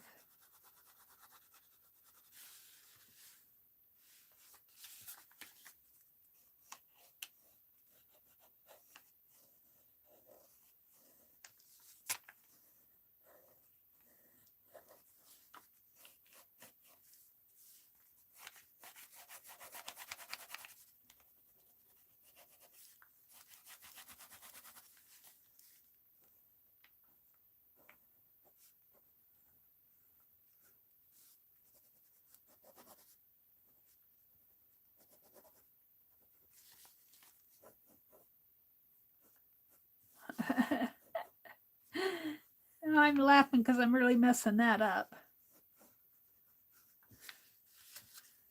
And then this needs some red. Let's put some red on there for the red envelope.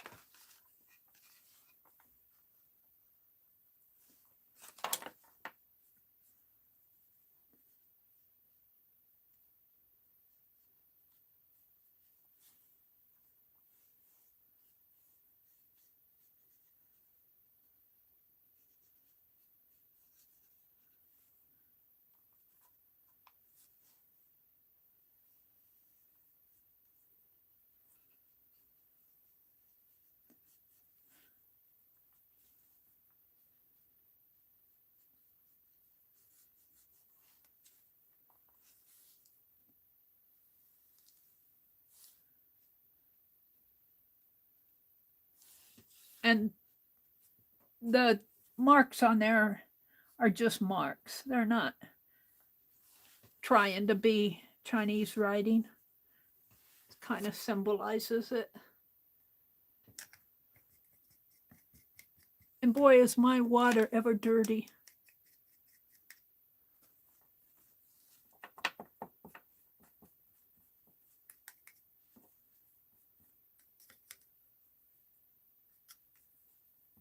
Now I'm going to dump it out.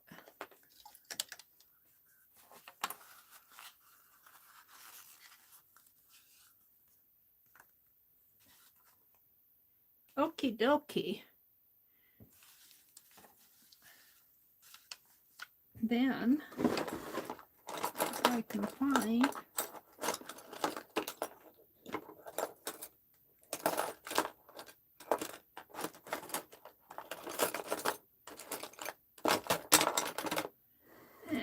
never can find them when I want them.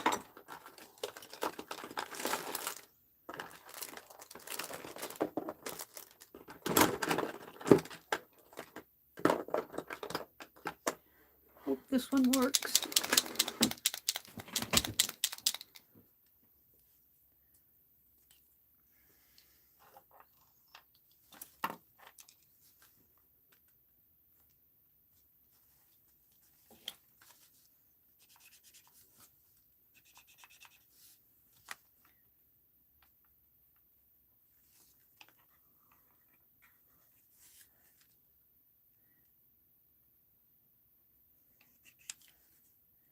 Of course, it needs to be a brighter gold than this.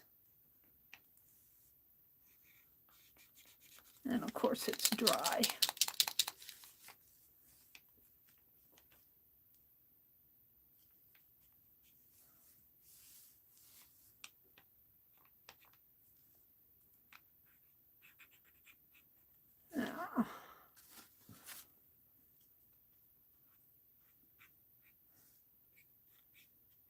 I'm just putting gold marks on there.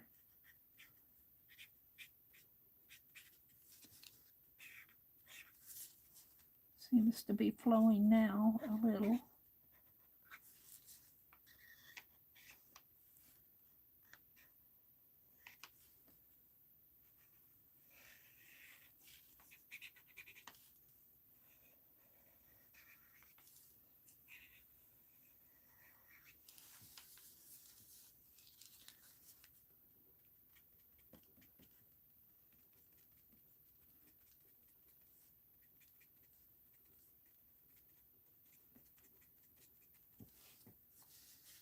Let's put some gold on the dragon here.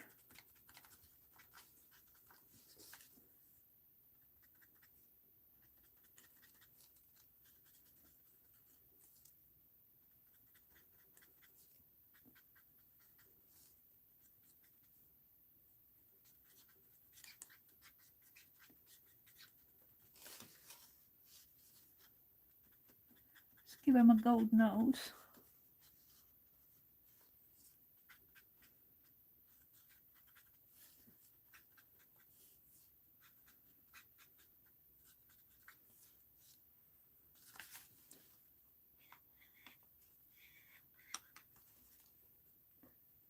This is an old Pen Plus gear, but it still has some juice in it.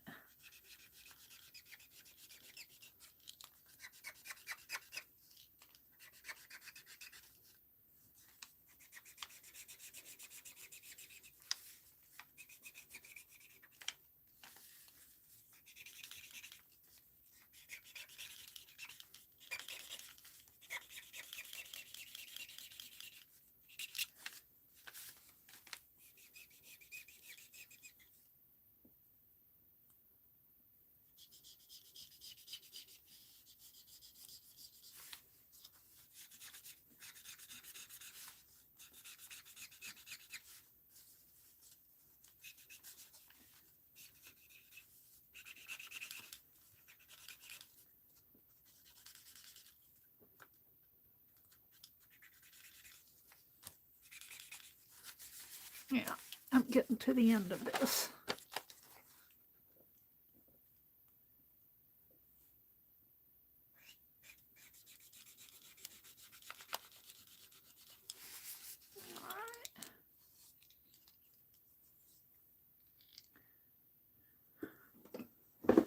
I'm going to have to get me some more of those Krylon.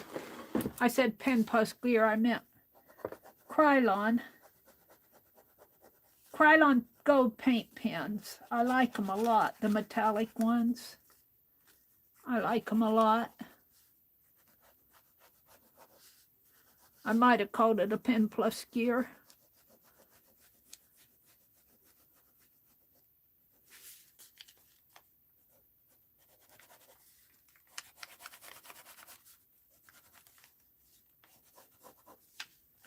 There. And we're going to call this January 22nd, 2023, and I'm going to put the Lunar Chinese New Year.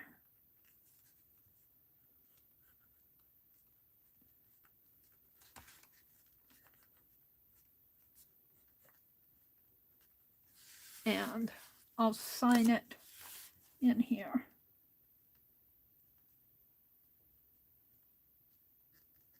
Just for the fun of it. I wouldn't say that this is, it's more just doodly, sketchy, fast stuff, kind of symbolizing what it's all about. It's not meant to be perfect in any sense of the word.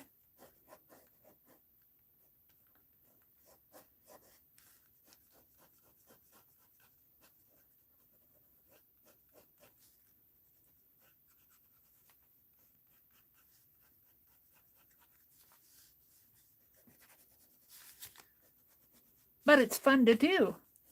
You know, in your art does not have to be perfect all the time. You know, get out there, scribble. Get out there and scribble if you have to. All right. I think I'm done with this. Let's put this aside. What time is it? It's 8:22.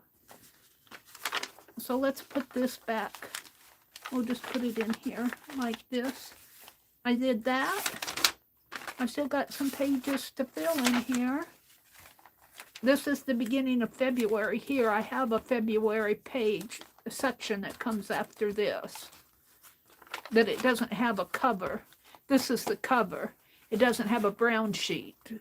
It's all like this. So, and we did the rabbit tonight too.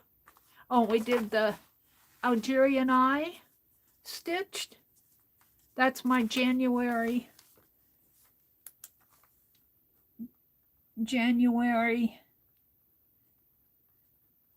stitch. I should do some more of that. And I'm going to call that the Algerian eye stitch.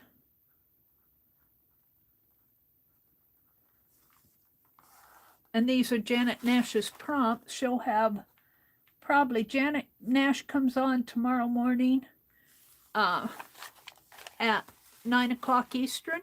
Dee Dee comes on at 8:30 Eastern, and I'll put Janet Nash's prompts. These are all her prior January prompts. And someplace in here is my rabbit. These were done by Lori. Paint Girly sent me. This one might have came from Nina. And that's a postage stamp. This is what that fit into. But Lori did that. Isn't that pretty? And this is her little note to me. These are Mitzi art. Here. The birds were part of the calendar page, and there's my rabbit. I might use that as a thumbnail, and I'm not going to put any color on him. So let's go to something else. Let me look at chat. I don't know where I am with you guys, because, well, I get lost in what I'm doing. Oh. Let's look at chat. Maybe I'll put these down here. What's going on in chat? Let me refresh my chat. I'll put my bobby pins here. I've been using my bobby pins. I've sent out some happy mail. So I've been putting my bobby pins in there, but I have some more to go. Thank you, Mina. She says, I love that rabbit. Angie says, Mina, I went to sleep during Keisha's last night, but woke up and stayed till she went off at 4 o'clock something. Yeah, Keisha tends to do that, huh? I've been, Keisha knows too. I've let her know until I can get a good handle, which may be March or April into May on my doctor bills. I'm working on getting them all paid off. I got eyeglasses to pay for coming up. Mina says, Angie, I took several naps today and I feel better for it. Mina says, her time zone is 3 hours ahead of me. So it was 1 a.m. or so thereabouts before. Oh, thank you. And hi, Leah. She says, Meri, you're doing a great job. A toothy dragon, Mina says. Looks like Monkey Meri had to go eat some dinner. She said it's late there. Paula says, I have to go for a little bit. I'm heating up some soup. And we had bacon sandwiches tonight. I had mine on a bagel. I gulped it down because my brother insists on cooking the bacon at 5:30. I told him, I said, I need to eat before 6 o'clock on Sunday nights. I love my brother. At least he cooks the bacon. But I could have it a little bit earlier. He knows when I get grumpy. I tell him how much I appreciate him. All right. What did Julie say? Paula says, I like the sketches you're doing, Meri. Thank you, Paula. Paula says, I have my great-grandmother's buttons and some of the scraps of fabric work from my grandmother. Oh, that's cool, Paula. Hi, Red Wagon. Welcome, welcome. Welcome, welcome. It's a 12-year cycle with 12 different animals. Yeah, and I think the rabbit is the 4th one. There's a rooster. I think the dragon is one. There's a rabbit. I can't name them all. You can look them up pretty easy. Riri, yes, it was. What did Riri says? What a kind thing to do for them, Angie. Angie said, Red Wagon, we used to clean for this lady who passed away. They gave me her sewing box, and it has all the things she used in it, even a high-priced pair of pinking shears. Oh, that's cool, Angie. Riri says, I'm an Aries, born in the year of the monkey. Oh, the monkey's one. Paula says she was born in the year of the dog. Was it you, Mina? One of you told me I was born in the year of the rabbit. I'm not sure what that means. Oh, empathy. I don't know. I might have to work a little bit on that empathy. Lately, I haven't been having too much empathy. I've been kind of grumpy lately. I've been talking it out with the big guy. I don't know how he puts up with me. All right. And the big guy is not my brother. Red Wagon says, I just went through my stepmother's sewing box. I'm very happy to have the things she used to use. Oh, that's cool. Looks like Becky had to go to bed. She says, I'm signing off the computer. Good night, all. So it's too late to say it. But good night, Becky. Have sweet dreams. Angie said, I took an Angie nap. Paula's here. Becky says, hello. Has anyone used Kool-Aid to dye fabric or paper? I have never used Kool-Aid to dye with. Never done it. I don't know. You might check Rosemary. She did a diary. I don't know if she ever used Kool-Aid, though. She used a lot of different things you find around the house, like beets and those type of things, avocados and beets and tree bark, certain kind of tree bark. I can't tell you everything she used. I didn't follow that too much. I did a little with the dandelion, but not the dandelion, the marigold, but by the time I realized that we could use marigold, my marigolds were just about, or goldenrod, I guess it was. Well, I guess it was both, marigold and goldenrod, but the goldenrod was pretty well spent because it was September before I got any of those. So they were pretty well lost their, they were on the way out for fall.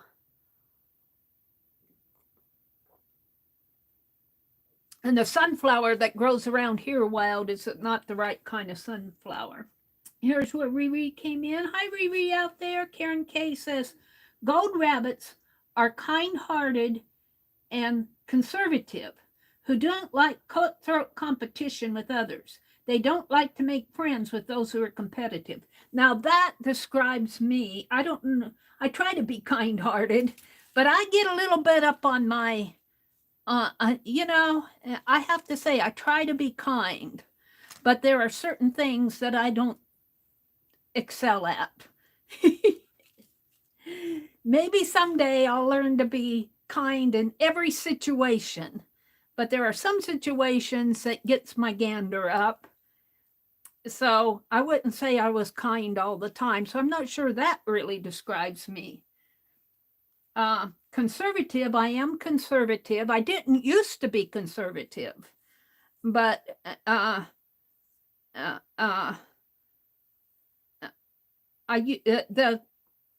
the Liberal Party has gone too far left for me. I used to vote Liberal, but I don't anymore. I'm one of those walk away folks. Just don't want to get into too much politics here, but just so you know, I really call myself an independent because I'm not ultra far right either. I think both parties could come together a little bit more in the middle. I'm not really a Tea Party person, but I'm kind of an independent. If I see something that the liberals do that I think is right, I'm all for it. If I see something that the conservatives do that I think is wrong, I'm not for it. The conservatives, I think right now, I lean more to them politically, but maybe not all the time. So this kind-hearted and conservative aspects of, if I'm a golden rabbit in the year of the golden rabbit, I'm not sure that I fit that scenario all the time, is what got me off on that. But they nailed it. I do not like cutthroat competition. I'm not, I understand people that are competitive. That's their thing, they plan for it. They what do I want to say? It's their thing. They love it. They go for it. But I'm not that way. I don't like competitiveness. Nope, not me. Not me at all. Well, how many bobby pins? I got one here. Where are my other bobby pins? They've gotten scattered all around the 2, 3. I need 2 more. I probably knocked them off of my desk here. Let me get out a couple. The golden rabbit. Well, I have a little gold. Did you guys watch Tim Holtz? I think he was on yesterday afternoon. I watched where he was showing how to do the rabbits, his vintage rabbits. And I did I order it? I know I put it in the cart. I can't remember if I ordered it yet or not. But I'm going to. I better get out there and do it. He said he couldn't guarantee that it would be there next year. I think what do they call them? Do they call them vintage rabbits? I can't remember. But he does. Oh yeah, I did that real cool, didn't I? Let me put. The strings are pulling each other down here. So I don't know what I did with the one I did tonight. Could be one of these. I don't think it is, though. we're going to glue these on. I'm going to tie it, wrap it around here. So what I've been doing is giving these away in Happy Mail. I put them on an ATC that I put with the cards. I think I'm giving away, I think I had 6 of them and I gave away 3 of them.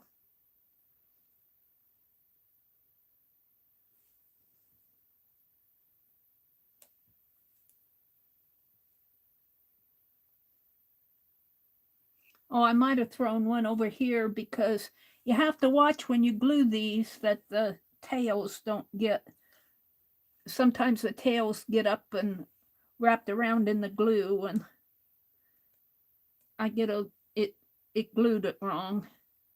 It glued the tail in the rings up here. I didn't want that to happen. Hold on.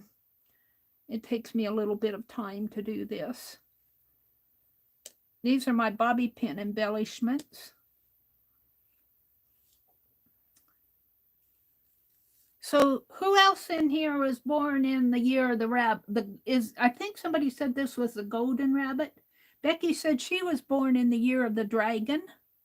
Anybody else here born in the year of the rabbit?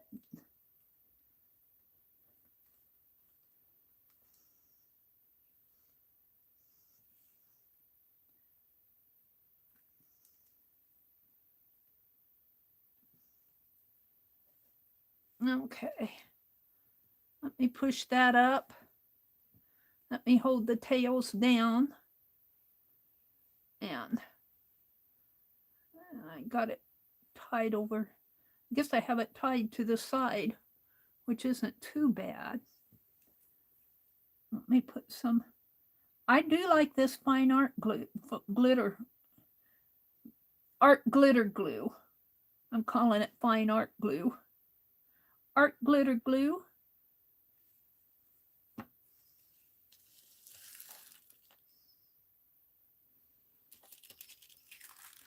Now I'll put it on here to let it dry.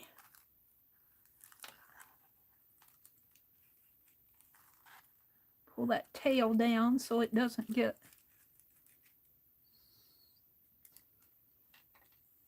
Let me do these and we'll move on to something else. Kathy said she was here with no sound. The rabbit in the Chinese zodiac also speaks of the power of empathy. Women born in the year of the rabbit love to be in social. Men born in the year of rabbit are extraordinarily polite and do whatever they can to avoid conflict. Well, I wouldn't say that applies to me, but I'm not a man either. Women are social. I wouldn't say that applies to me, although I am here on YouTube, so I guess I'm more social than I used to be. I'm more social than I used to be. I'm more outgoing than I used to be. You can blame the internet for that. I never partied in high school or college. I never did all that stuff.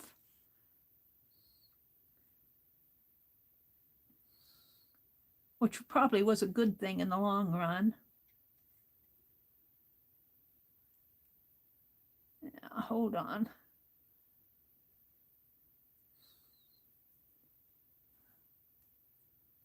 This is not in the right spot there.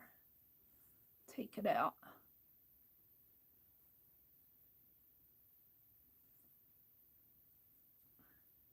That's better. Let me go down to the bottom of chat. Allie K says, at Meri. Allie, anyone know what year Meri was born? Oh, I'm not hiding it. I was born in 51. I'm 71 years old. I am not ashamed of being 71 years old. If you look at how old the Earth is, and even our known history, I'm not going to debate when the world was created, but even our known history, I'm not ashamed of being 71 years old. I think, you know, old age has its pros and cons. I decided I wasn't going to hide it. What's happening here? I put it in the wrong spot again. I can't do this while I'm trying to chat. Leah said she was born in the year of the goat. Oh, this is the water rabbit? It's not the golden rabbit? Oh, tell me about the water rabbit then. Because what does the water rabbit? I'm a water rabbit? That must mean that you like to swim or something. I do drink a lot of water. Angie says, I got up this morning and watched Lisa Marie's funeral on my phone. Oh, I didn't know her funeral was today. I woke up early this morning. My alarm went off at 4 o'clock on a Sunday morning. I'm going, whoa. But I actually woke up a little before my alarm went off. And I did a few things and I went back to sleep for a while. Let's turn this around, wrap it around a couple times. And wrap this one around a couple times. At least once. And then give it a tie here.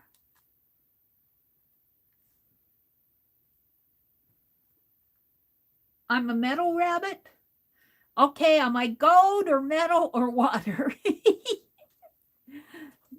Tell me what the characteristics are and I'll let you know which one I think I am.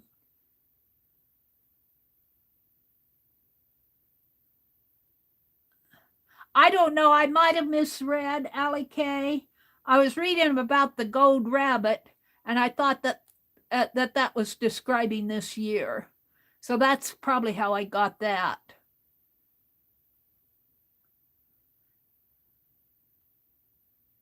Karen K said 1951 was a golden rabbit. I'm a golden rabbit. Okay. Thank you, Karen. I'm glad to be any rabbit. I don't care if you're metal or paper or skin and bones. I'm happy I'm a golden rabbit though. Gold's my you guys know I'm all for gold in any sense of the word. Well, I got 2 done.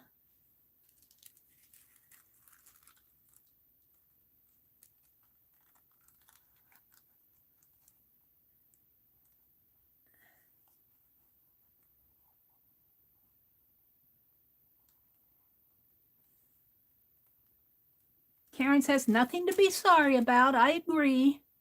You guys are figuring it out. I have no clue. Can I ask, what does a rabbit have to do with the year you were born? I have no idea, Angie. I think it's depending on whatever the Chinese Lunar New Year, whatever, you know, they pick different animals for different years. I have no clue. I'm happy to be a golden rabbit. I'm happy to be a golden rabbit. Last year, I think it was last year, Tim Holtz did his little rabbits with the foundry wax. Well, I don't have foundry wax, but I had some gold foil, some foiling, and I got this little rabbit. It's not Tim Holtz, but I got him at the thrift store. And I used a tacky glue. I think it was Aileen's tacky glue that I finally used to put this gold foil on, and it is gold foil.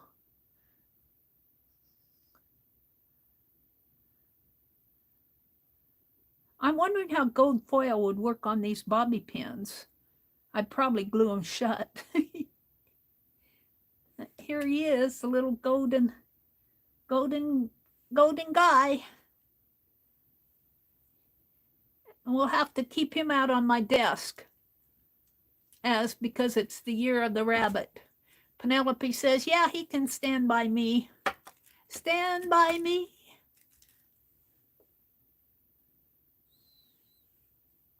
Now I got a little foil on my fingers.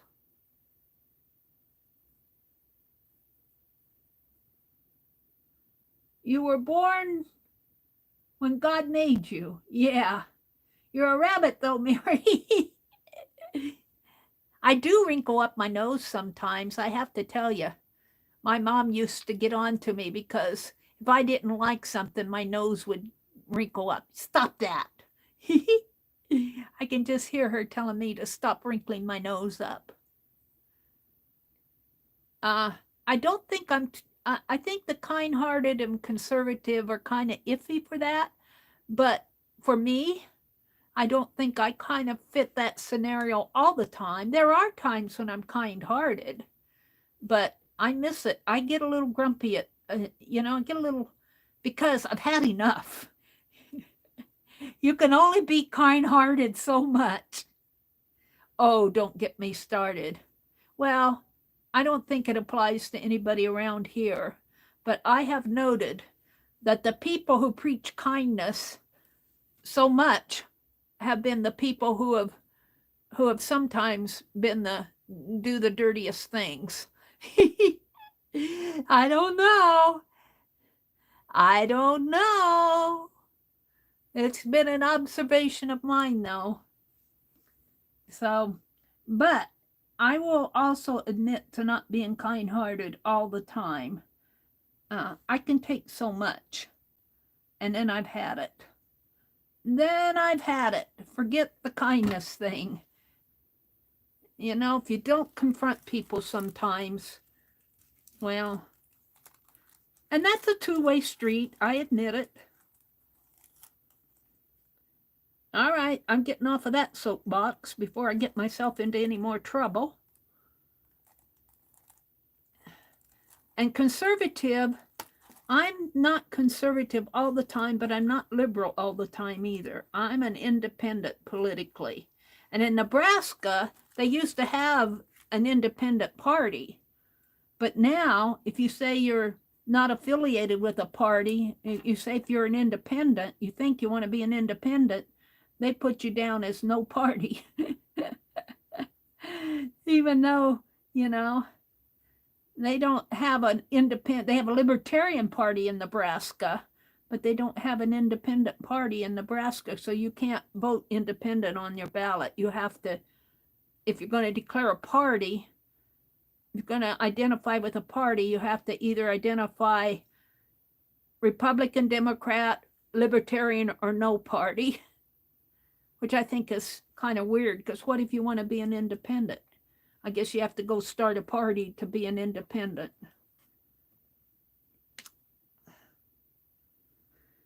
Oh, life is interesting.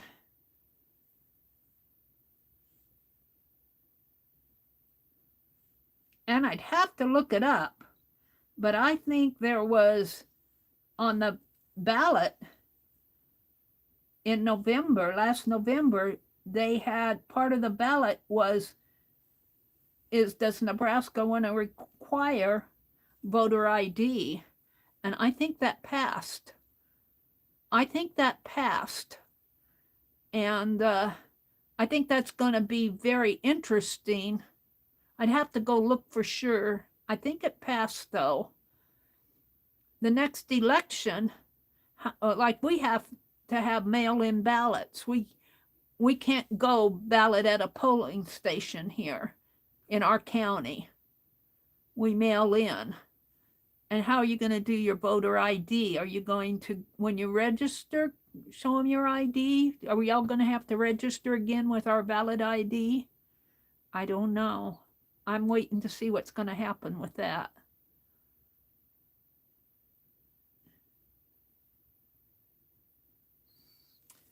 I was kind of taken back by the fact that they just said the county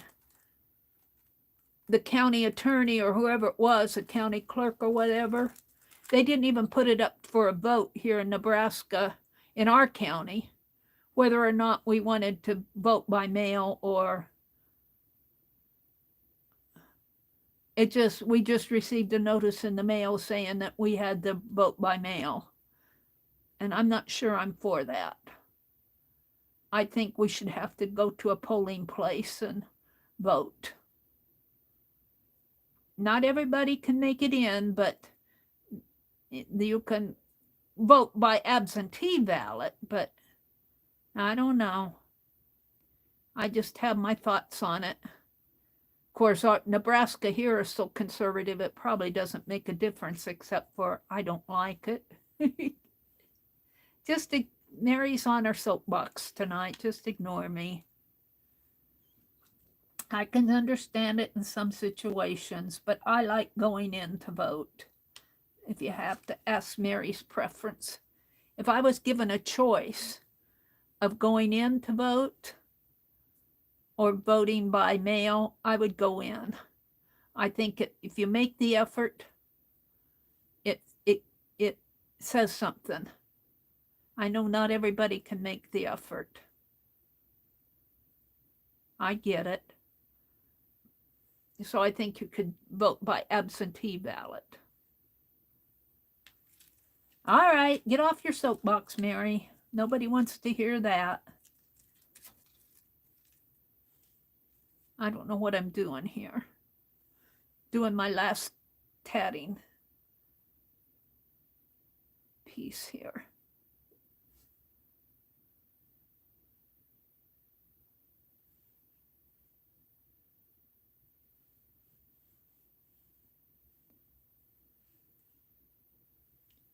What's this?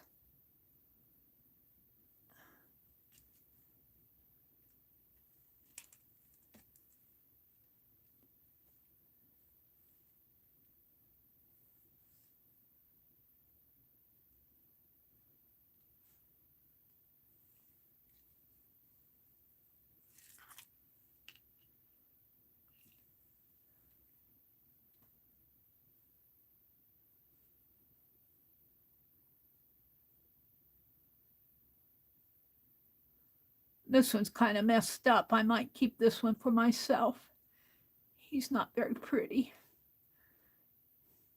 I'll do several of these. Last one. Last one you guys have to sit through.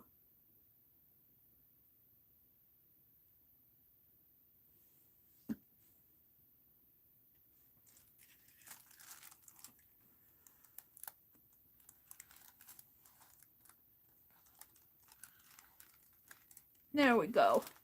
We'll put these aside to dry. These are dry already. So now what are you going to do, Meri? Well, I've got plenty to do. Let's put my happy memory box, so memory bottle away. And we need some bobblehead dolls. That's what all that is. Let me set this behind me.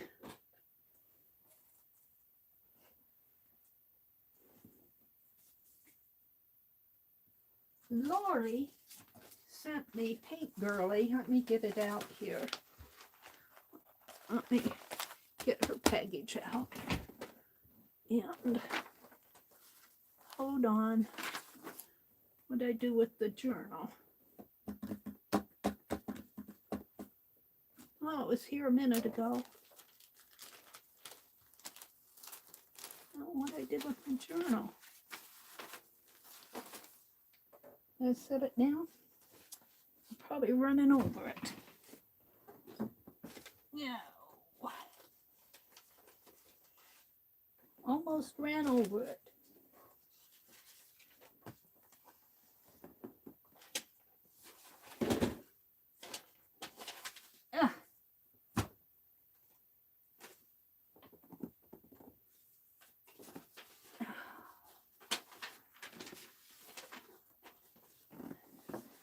Let's put my happy memory. Actually, I could put her on here. And she can float from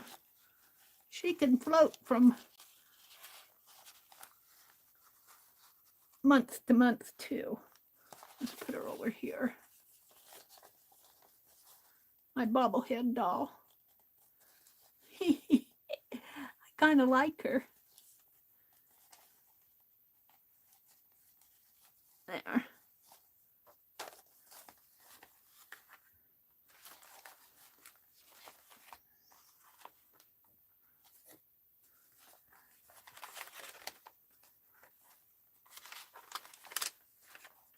Now we'll just put it here for a bit in like that.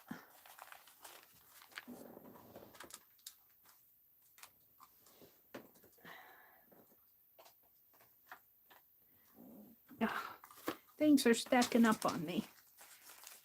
I want to see, Lori sent me that, if I can find it here. Did I put it away?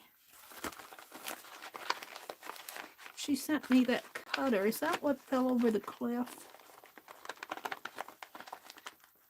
Something fell over the cliff the other day. Well, it's not in here. I'm going to have to see. I can't find what I'm looking for, but let's do some. Lori Paint Girlie sent me some. Ooh, and I saved some of that out here. I'll save that out. Let's put that back in.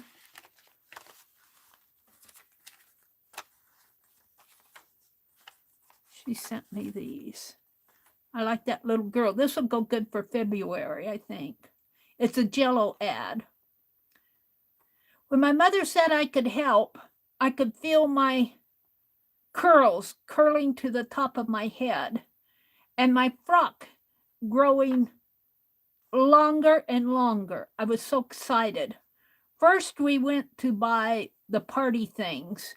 Jello, of course, because it's so good and it's so pretty. It's so pretty too. You have to think of that for a party. There was raspberry, lemon, and orange Jello. And we got home, we made Neapolitan Jello. The way we did it, we called it recipe, or recipe, R-E-C-I-P-E, recipe, Jello, raspberry Jello. Advertisement for raspberry Jello. I think I'm going to save that for February. And she sent me some napkins, but she sent me a cutter. I'm not sure what I did with it. It might have fallen over the cliff. What's this? This is this is really, could be for the 4th of July red truck. It's more summery. Here, this owl could be for January, couldn't it? Let's do something with that owl and this. Not that, what I saved out, this. Let's play with this. And what's this?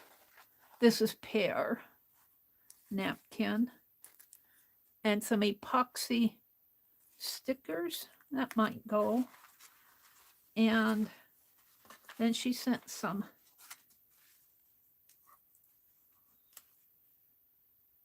I think that's scrap there. I wanted to use that cutter, but I think that I knocked it over the cliff. I think I have to dig it out, and I don't want to go digging for it. Let's see. She sent me some vellum stickers here. ABC. It's got some dots on there. I could stitch on those. She sent me a bit of fabric here. A blue hat. I could put a blue hat on that owl. It's not a hat, it looks like a moon or cloud. All right, I won't do that. Got a smiley face, a woof. Got some little stickers here. Sent me a whole bunch of them. Yeah, some things in here.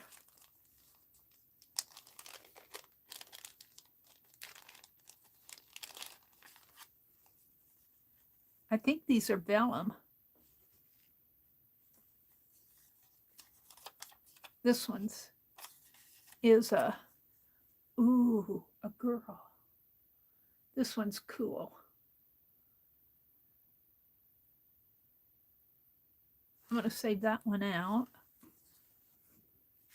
Butterfly, I'll save that out. What's this?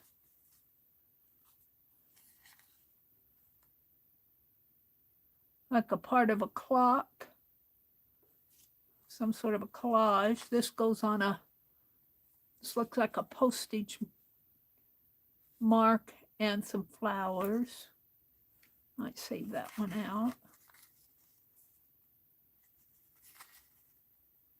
The farthest distance. Oh, I like that one. She sent, oh, look at this that she sent. Ooh, that's cool. I'll save that out. Over here. A rabbit. Is that a rabbit? No, that's Michelangelo. It looked like a rabbit. I saw a rabbit when I first saw that. It's a Michelangelo, a vase of flowers, a stamp, Henry Matisse, a museum, still life. Okay.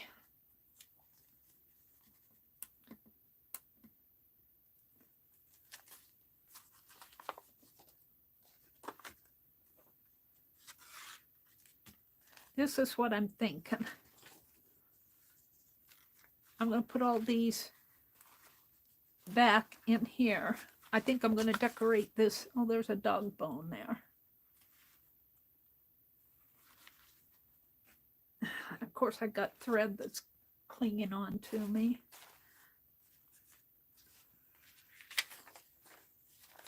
I know I've got that cutter that she sent, but I think I knocked it off. And of course, my napkins need to be folded here.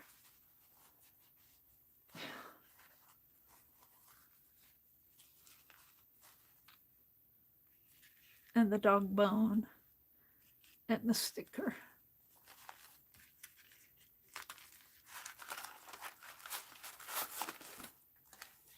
And those are postage stamps. All right, we're going to decorate this envelope. And I think I'm going to decorate it with this owl. But I have to paint it first.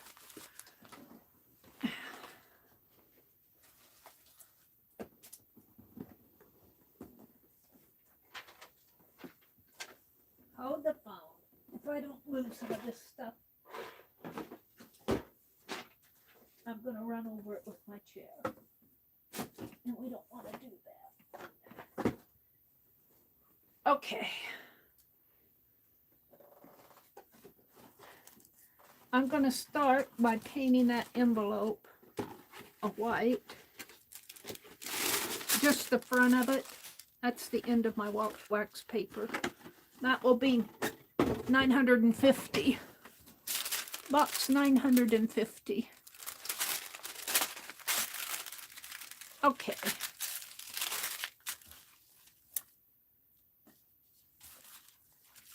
So, white paint.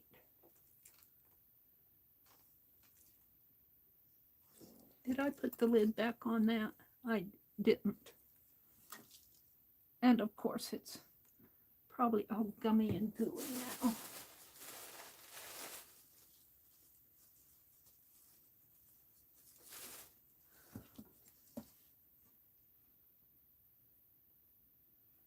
That pen back in there. There. Thank Laura Vasquez for that. Thank you, Laura, for thinking of me with the art glitter glue. That was very kind of you. This is juicy. Do I have some that's not juicy? It's not quite as bad.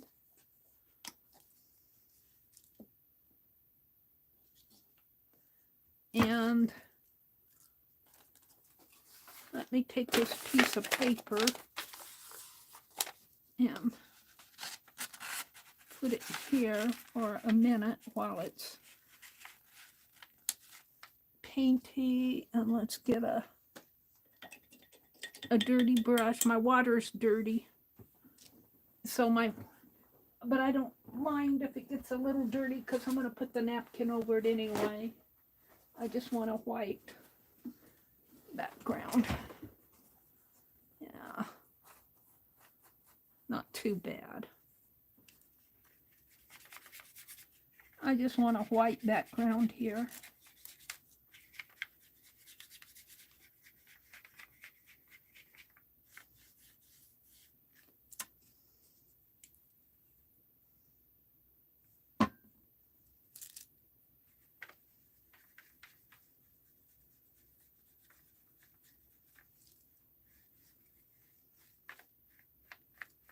It doesn't have to be perfect because I'm going to put a napkin over it. I just don't want it to be brown.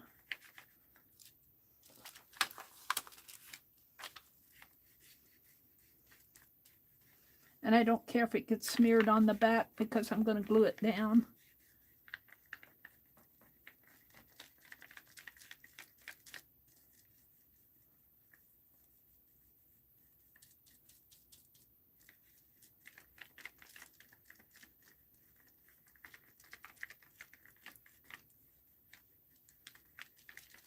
Thank you, Lori Paint Girly, for the envelope and all the goodies inside. And she sent me some.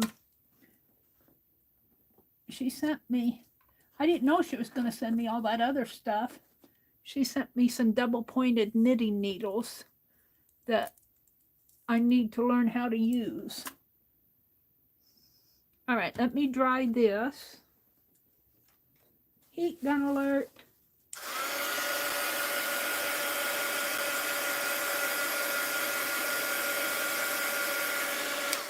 What are we talking about? Allie K says, in addition, the metal rabbits are imaginative and advocate freedom. They're kind-hearted and compassionate and help people in difficulty. And they're amiable and do not like to argue with another. Uh-oh, I fail in the arguing thing. I fail there. I get in some pretty bad arguments, I admit it. Those who know, know. Those who know that Meri can step right into it. She thinks she's right all the time. Yep. She sure does. But then I am. Now Meri. Now Meri. Let's see if I can't tuck this in. Just enough to keep it from, well, maybe I'm good there. We'll see. I don't want it to glue shut.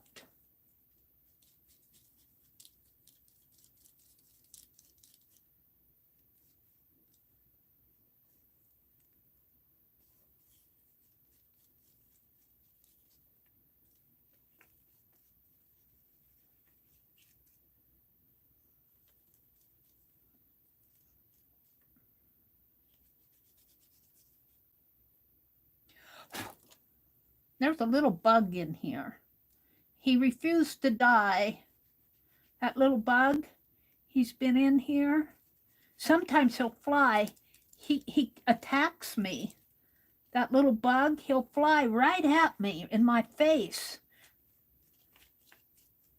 Especially when I blow on him or try to get rid of him, he comes at me. He's just a little bug. He thinks he owns this room. He crawls all over my art.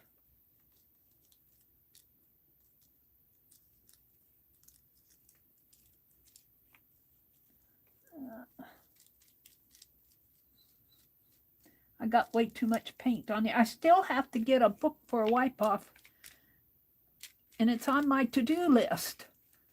And I just haven't got it done. For a wipe-off page.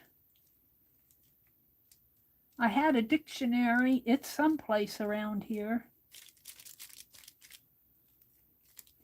I've been using it for years, ever since I came down here. I don't know what I did with it, though. I might have put it in the other room, packed it away in some box. All right, that's good enough. Let's put that in the water, put my paint away. And get out the heat gun alert.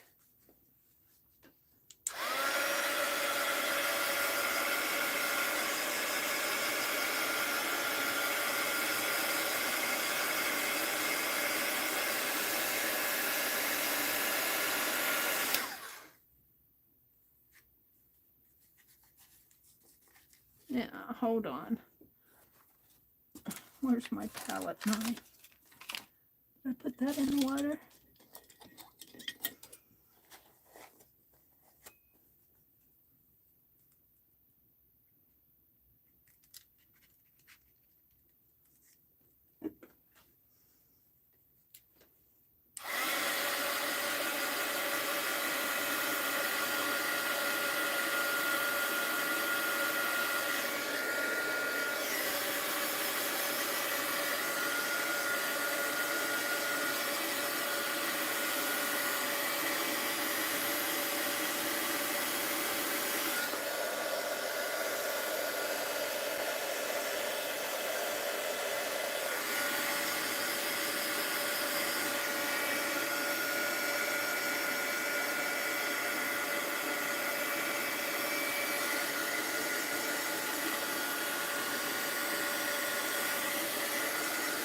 Yeah, it's working a little, but that's okay.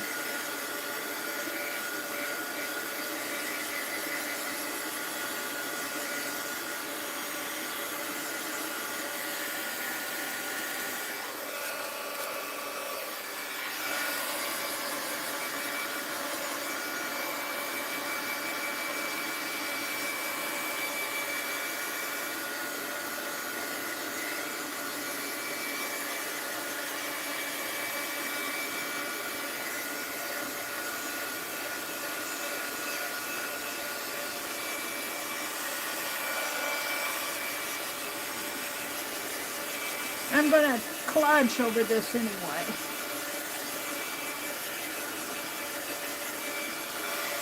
All right. What's going on out there that I'm missing? Finally made it back, Paula says. Allie, that's okay. I don't want to know. Thank you for trying to help.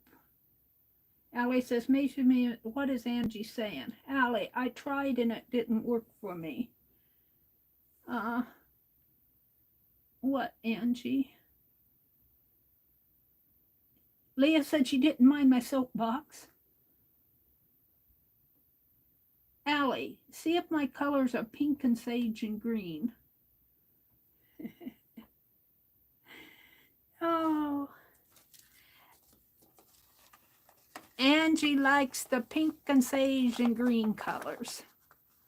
If that's what you like, Angie, I would say that's your colors. I'm going to turn that over.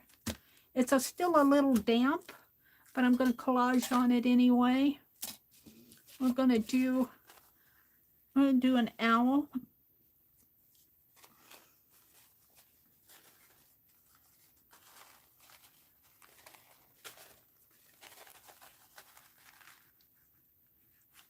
And I think I'm going to cut it here because this whole thing will fit on this way to right to there. Maybe I could even pull it over a little more. But he ends right here, so I'm going to have to pull him down. He ends right there. So I'm only going to get a portion of his head on him. But that's okay. I could put him up in here. Where's the top of the envelope? But I'd only get so much of him on there too. Or I could put him on the back. But I don't like the idea of, well, I guess I could slip things in that way. But I like it this way better.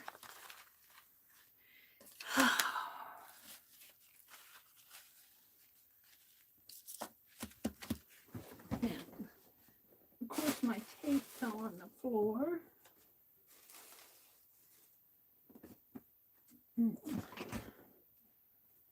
I got more tape over there.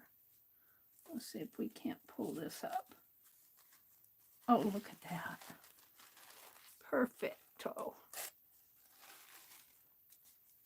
Over there where? And let's do the other one.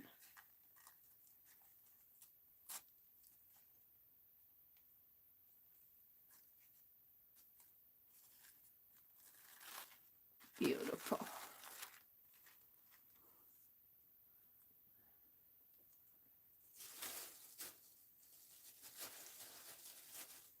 Alrighty.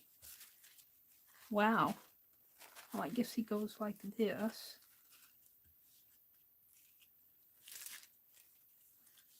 Now I can see where that fold is. It's right.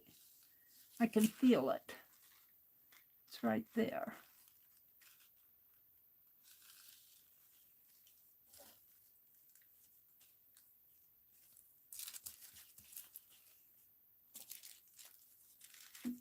So let's turn it this way. Fold it, fold it, fold it. I should probably turn my camera down just a little.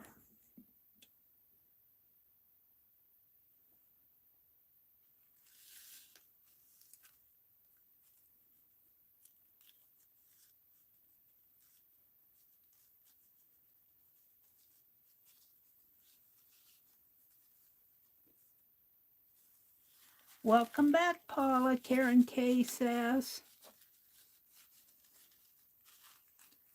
Now, for those of you who won the postcards last Friday night, I have to tell you, the back of those postcards aren't all the greatest. I had a little bit of a hard time writing on some of them. So, but the fronts are good. So I think I got the addresses on there good, but some of them are kind of scribbly, so don't be surprised when you get them and they aren't the best. All right, I can see where that is. It's right there. And I think if I cut this one right off at the shoulder, I'll be fine. And I'll still have this little guy, and I'll have enough for this. But he'll be cut off down here too. Unless I put something behind there. I might just leave him hanging. Maybe put a piece of white paper. Let's see what I have here. When I put it in, put a piece of white paper down there.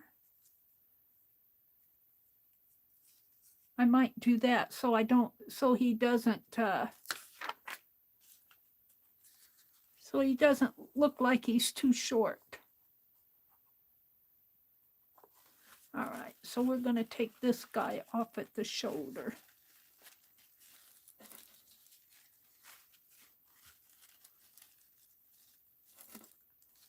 Right here. I'll find my scissors.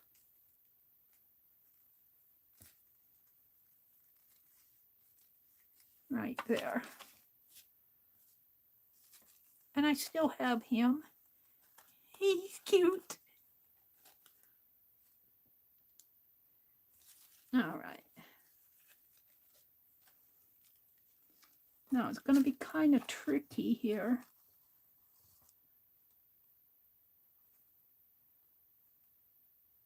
I could put him way down, or I could put him up and I think I'll put him up like that.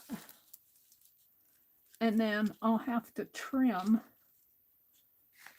I'll have to trim where that envelope is in there.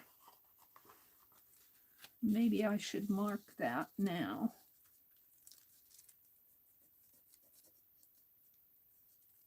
And what do? They use a pen and some water. And I got rid of my water. I'm not sure I know what I'm doing. Yeah. I need to get in this room and clean it. Every time I think I'm going to do it, something comes up. I get a good start on it, and then I mess it all up again. All right, let's see if I can do this.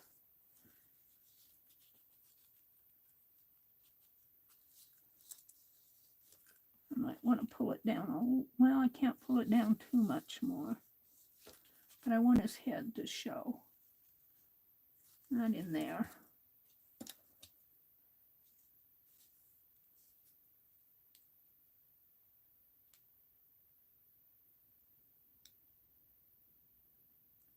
I don't know if they do this with napkins or not. Maybe I should glue it down first. Let's glue it down. I got that far done on it. And I'm not going to use Yes Paste. I'm going to try to use the rest of this glue stick. And let's put the paper in there.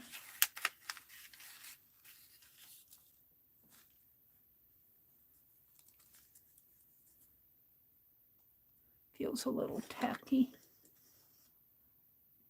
Take a little water and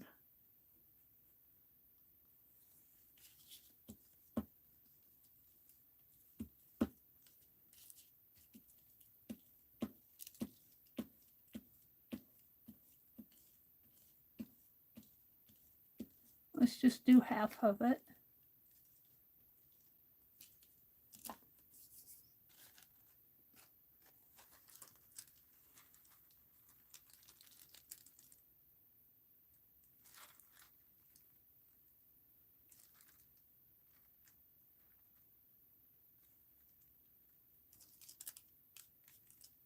Of course, I'm going to mess up on that.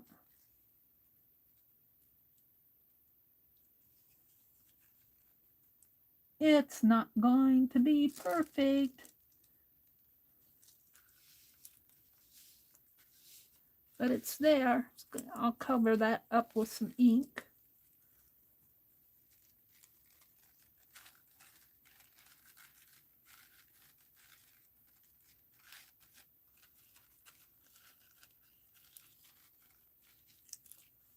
And a little tacky on this glue.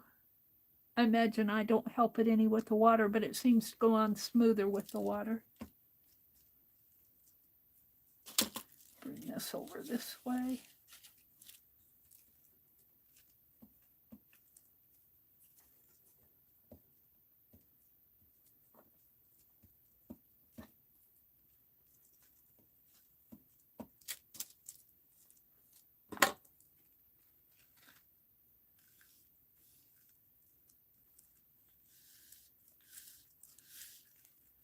There we go.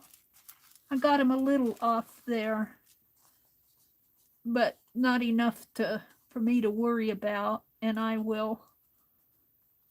could probably take some of this off of here and put over on that.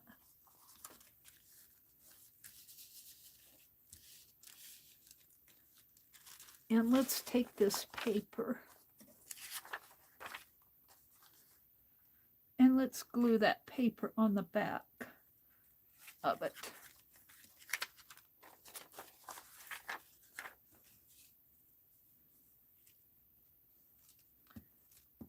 Yeah.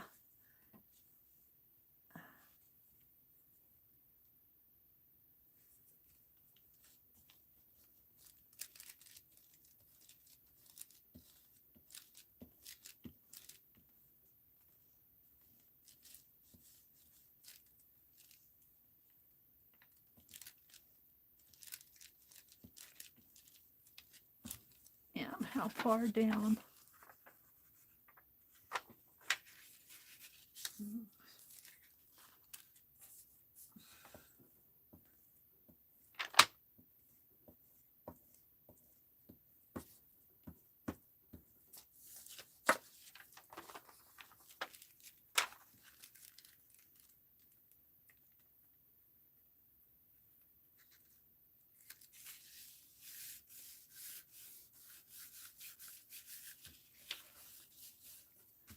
Oh, that worked pretty good. Whoops. I don't know if I can fix this or not. Oops, I tore it. Well, we'll patch it.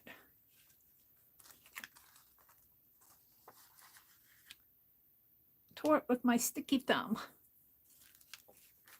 All right, let me cut this here.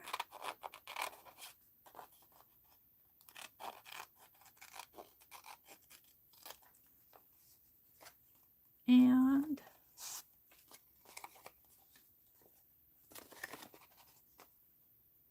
a little bit on here.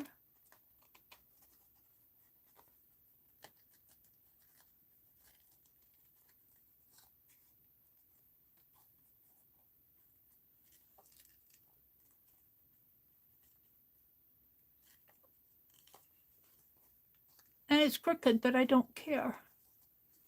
It's crooked there, but I don't care. Then we're going to take my needle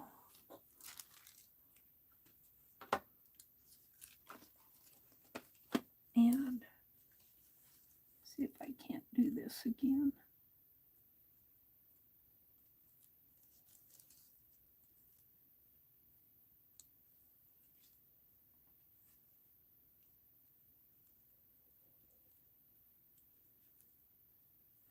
I know this works as paper. I've never really done it with a napkin.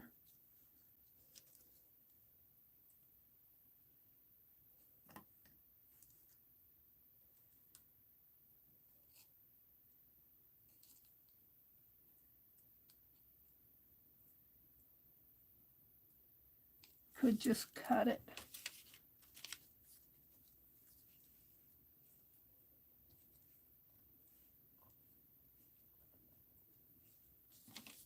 And I want to tear it is what I want to do.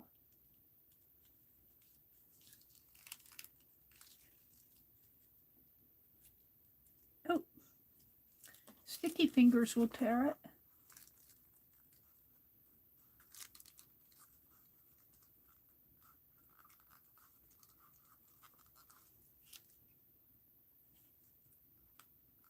I don't care if it's ragged.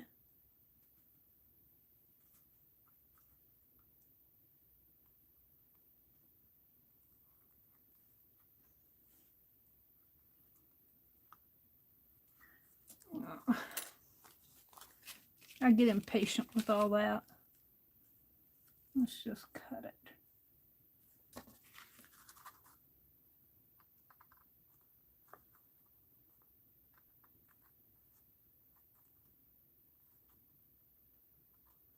Probably should have done this ahead of time.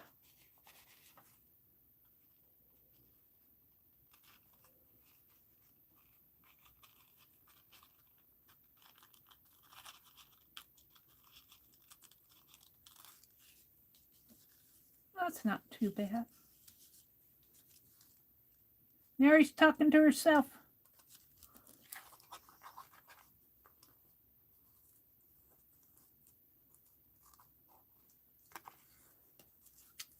Oh, I like him. Got a little raggedy up here at the top of his head.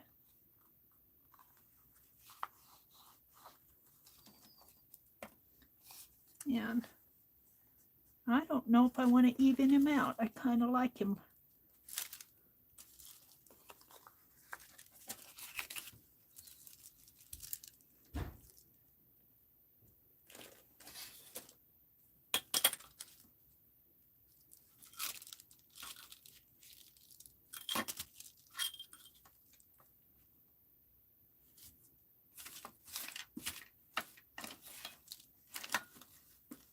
Oh, gosh.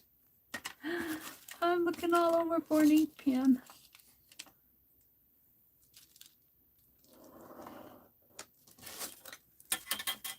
Of course I'll cut it as soon as I find my scissors.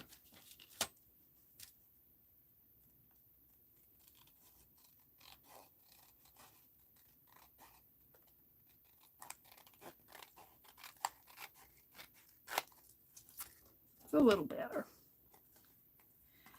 Now,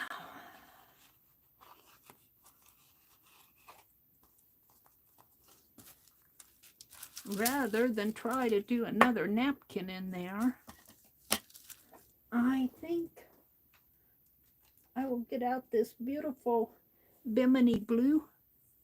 See how that looks with that.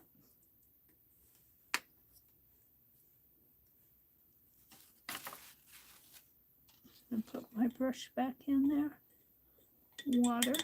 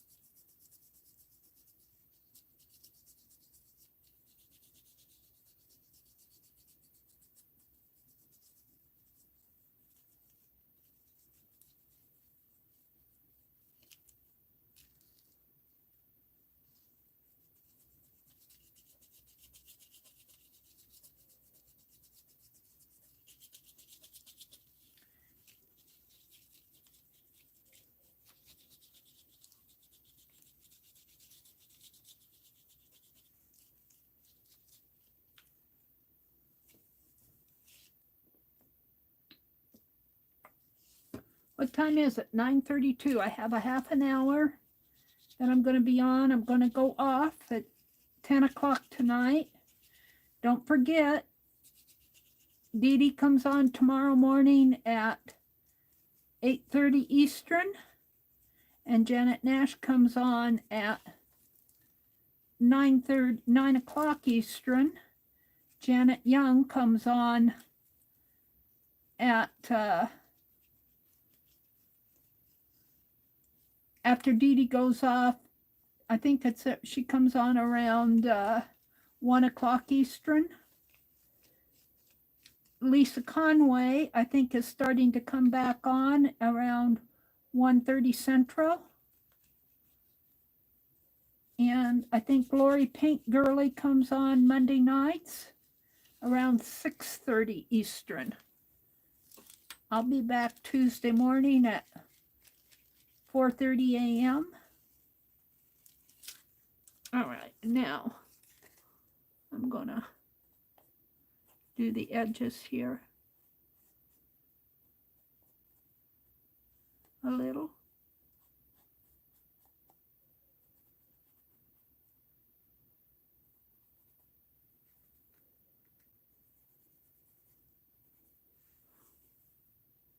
I don't know if I've got enough on my brush to care about. I'll put a little bit more on here. That's a lot.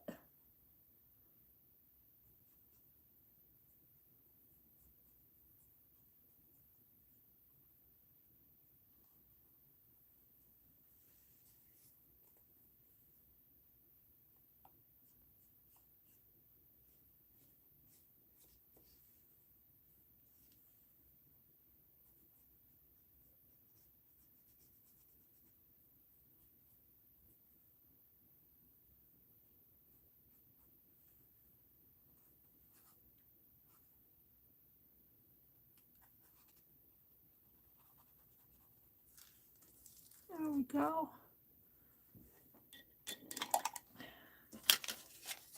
Don't need the ruler anymore. Now,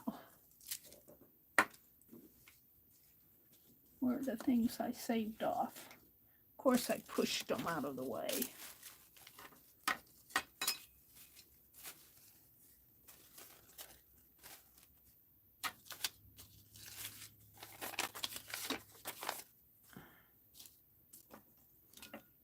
Let's give that a heat gun. Let me refresh my chat. Thank you all for coming in and spending a Sunday night with me. I appreciate it. Monkey Mary says hello, hello. Are you still live? I'm alive. Is anybody else alive out there? Chat kind of dies down later in the evening, and I don't really mind it. I appreciate you guys chatting, but, you know, I understand, too. So we're out here. We're out here. Angie says, I will be on every day in chat. She's giggling.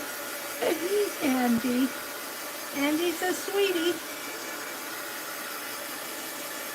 Angie is Keisha's Creations cheerleader. Come by it. Keisha's. Keisha has some fun stuff. I'm really enjoying those black and white photos I got from her.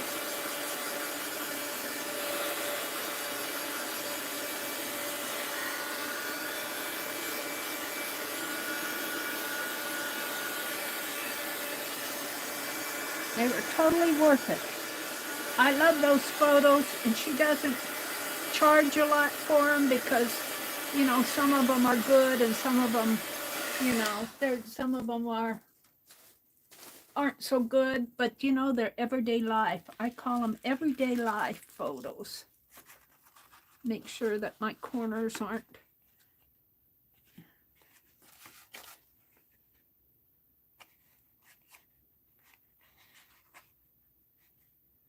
This is a little tacky in there yet. Not too bad. So I had, here they are. I wanted to find that dragonfly. See if he show up on here. Look at that. And we have a butterfly. These all came from Paint Girly.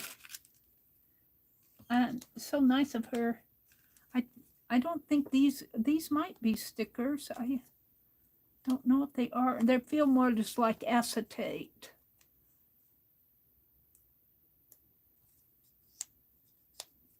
I don't think they're stickers.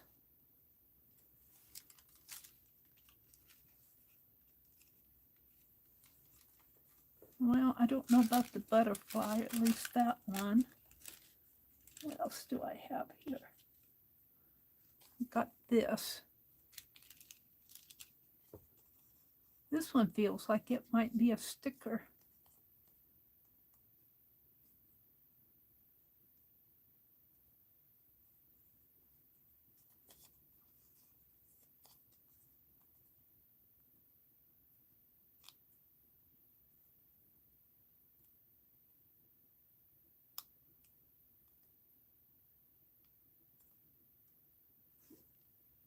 Paint Girly's out there going, it's not a sticker, Meri. What are you trying to do? It feels like a sticker.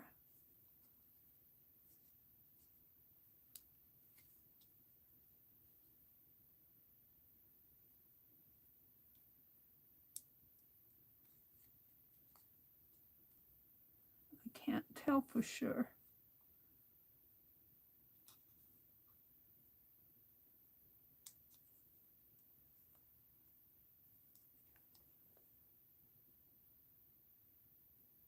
Angie says, we have a good time at Keisha's. Come by when she is on next. Yes.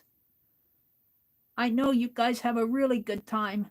I don't drop in lately because I know I'll spend if I do. I have been resisting a lot of the online stuff I'd like to go to. I have bought a few things at Amazon because, well, I want them. I think this is a sticker. I think it's a vellum sticker. I think so. I think I got it here. Now, where do I want to put it? Right in.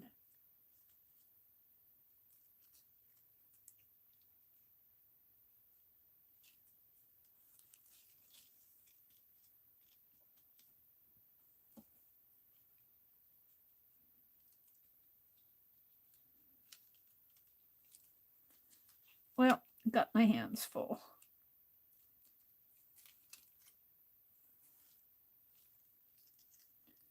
put them down in there.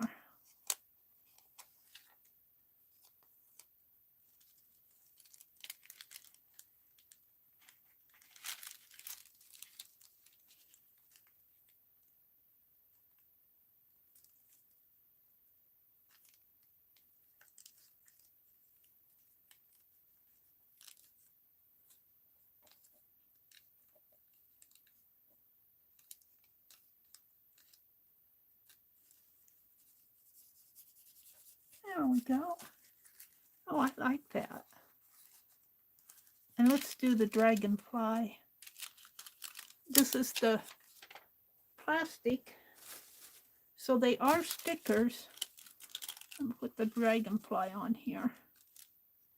He doesn't show up as much here. I think he shows up better over here. And where's that butterfly? What did I do with him? He's here.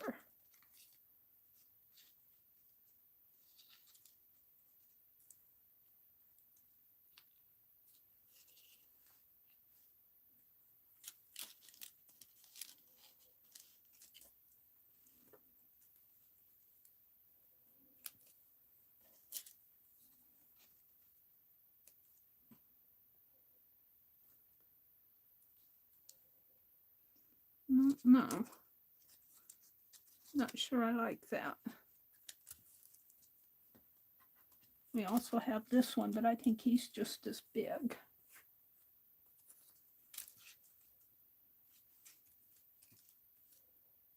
I don't kind of like him down here. How does that one look down there?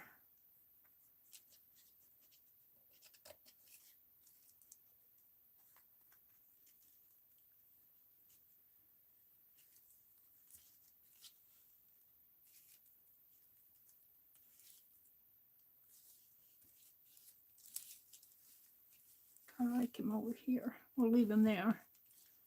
I'm going to put this one on. How much time do I got? A few minutes yet. See if I can't get this guy off. He's going to be a trick. He's going to be tricky.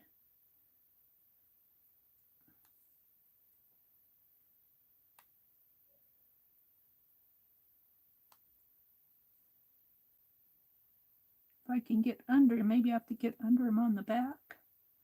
No, I have to get under him on the front.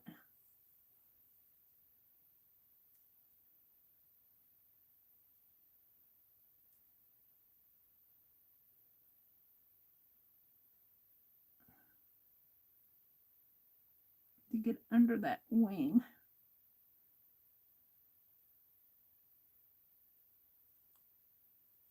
I'm not sure I'm going to get him off. Oh, I see.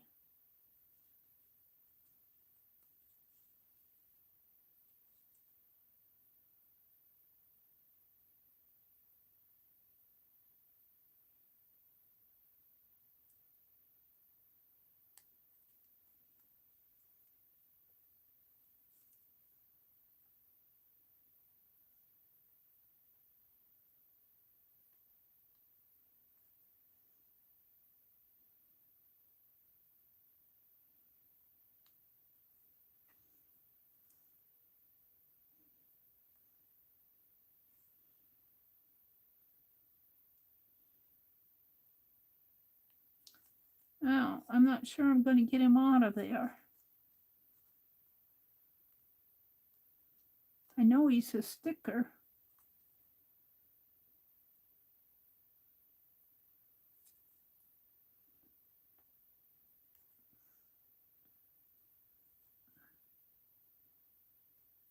I might just put him down anyway, just like that. He's going to be too hard to take off there because he's so delicate.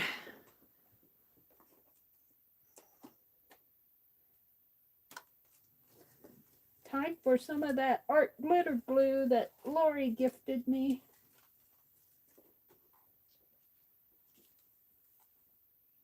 I put a paper bead on it. Allie, are you still here? Angie says, Meri, can you put her channel in chat? Yes, I can. Let's go out there. Angie wants to promote Keisha's creations.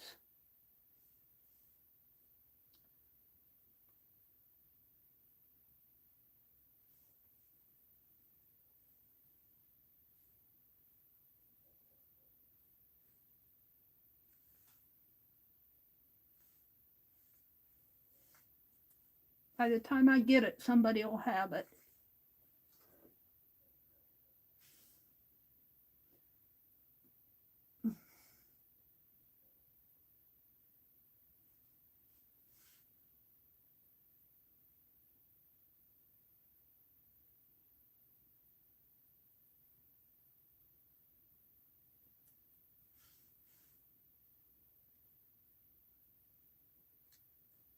Oh, there, Rhonda did it.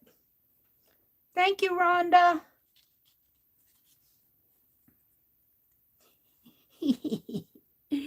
Thank you so much, Rhonda. I truly appreciate you. We're going to put a little art glitter glue on this dragonfly. And Rhonda, welcome, welcome. Welcome, welcome, welcome. Good to see you. And happy Sunday evening to all of you. Might have a little bit too much on there, but we'll see.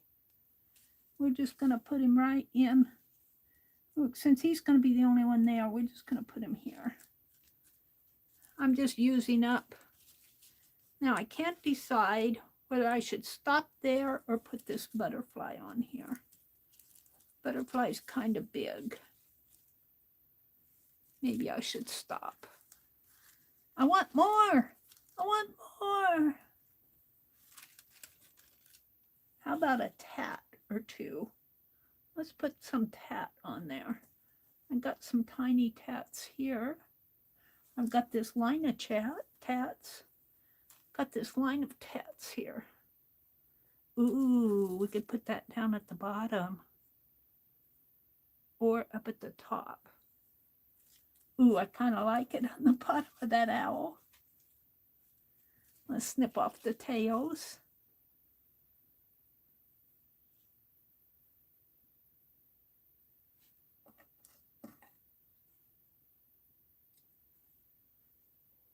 I'm having fun with these little tats. I am having fun with them. Someday, I'm going to be making really cool things by tatting. I'm still learning. Put it this way. Aww, it just fits at the bottom of my owl.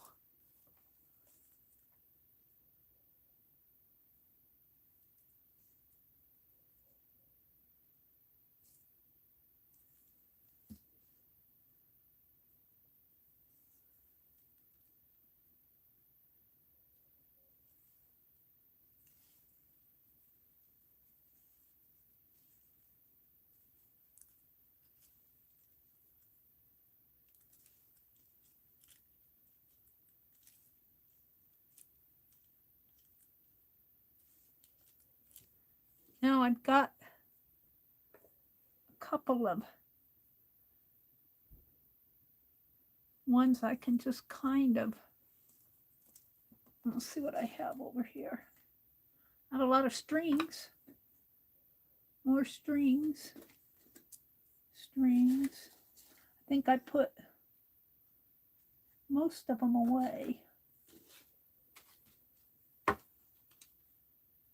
Here's a couple.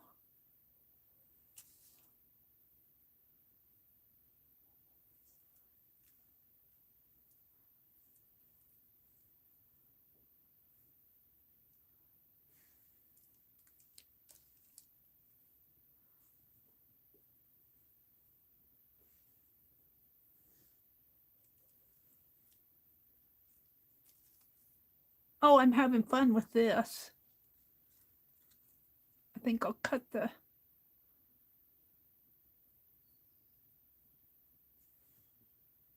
strings off of this one.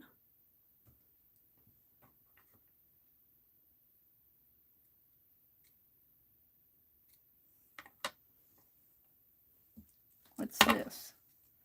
Oh, thread.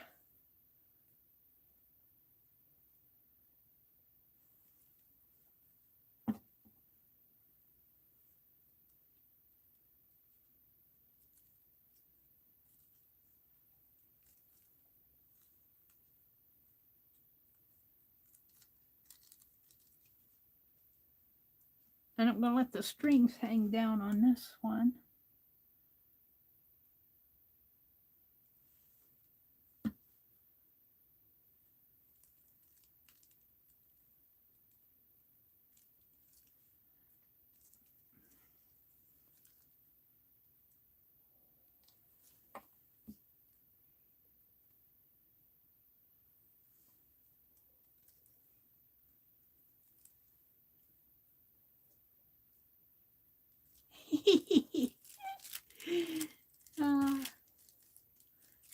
Now this is an envelope.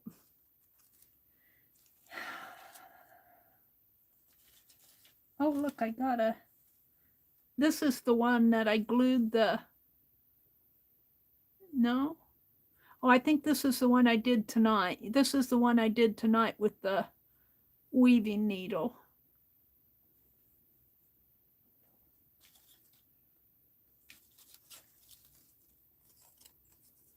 But this is an envelope. So what shall we put in it?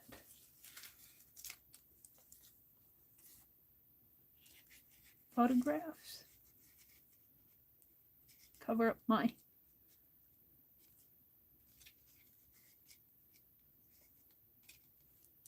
Let's put this in my journal. And then I'll probably be getting ready to call it a night. I've got paint on my desk.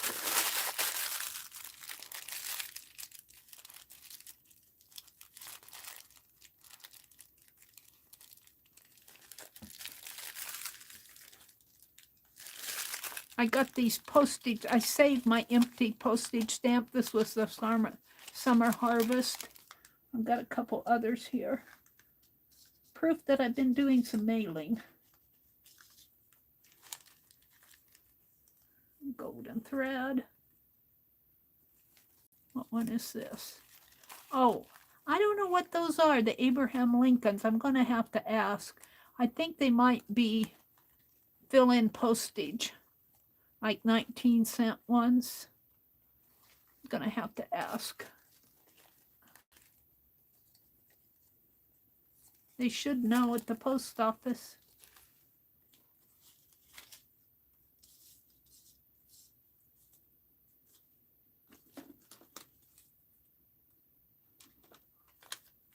I'm looking to see if there's anything else I want. Here, throw that away. Keep those.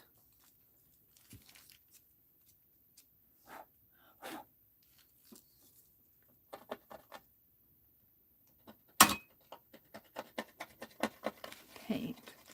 I got a little messy with my paint.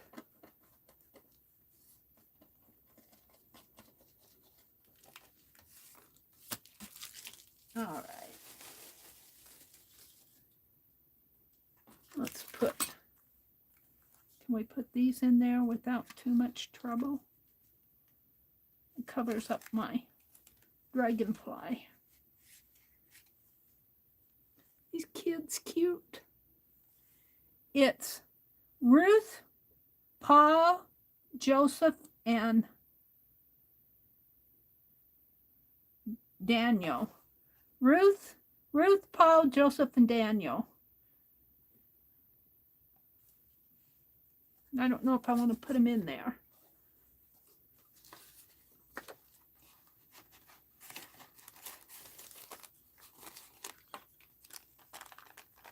No.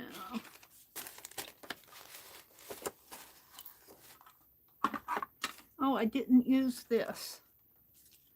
I'm going to have to find a way to use that. Let me look here. Let me look. Let me look.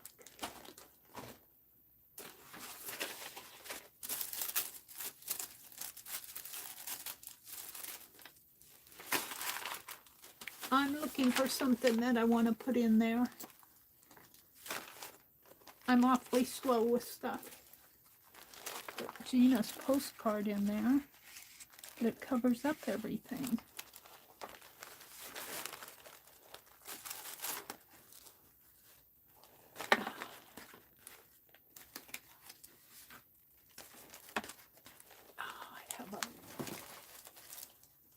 An interesting pile of stuff over here.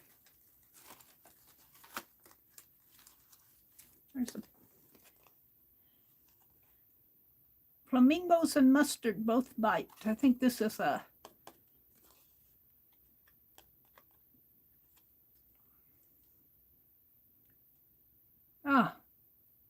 man, I just lost it. Alice in Wonderland card. That could fit. Let's see what else I have here. I've got a Christmas card.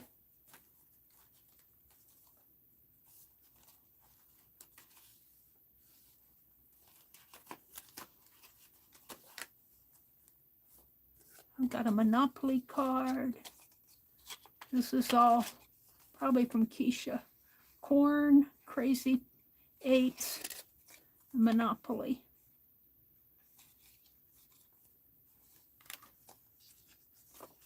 Let's put this in there.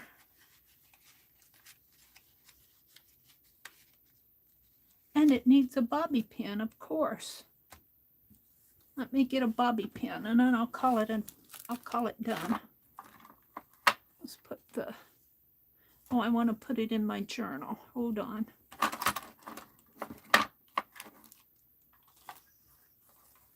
Hold the phone. Mary's sorting stuff out here. My journal's over here. And I put those up to dry someplace. Over there.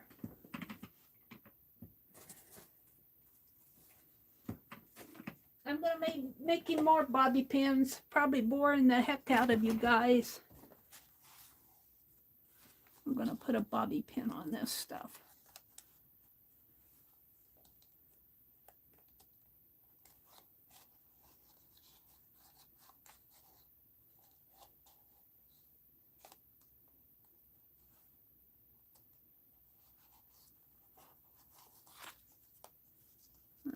Like that. Slip that card like that. There. All right, now I'm going to put this in my journal.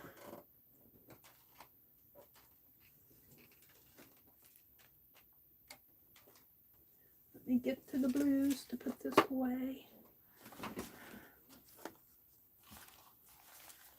Find a good spot for it. I think right on the back of this. And this will be bound in at the end of January. I'm going to bind this. I'm going to start a binding. And my book, my desk journal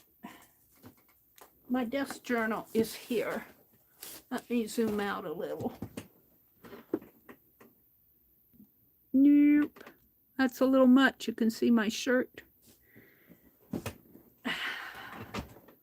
This is my desk journal, and this is March. I've got, see, I put a white section in between each one of these because it was getting so thick. So I've got a, over on my cart over there, I've got a section like this for February. But this, when I get done with January in about a week, I'll start a spine. And every month after I get done putting things in there, I'll bind them onto the spine. Boy, I'll tell you, it's going to be iffy. It's going to be iffy by the time I get done.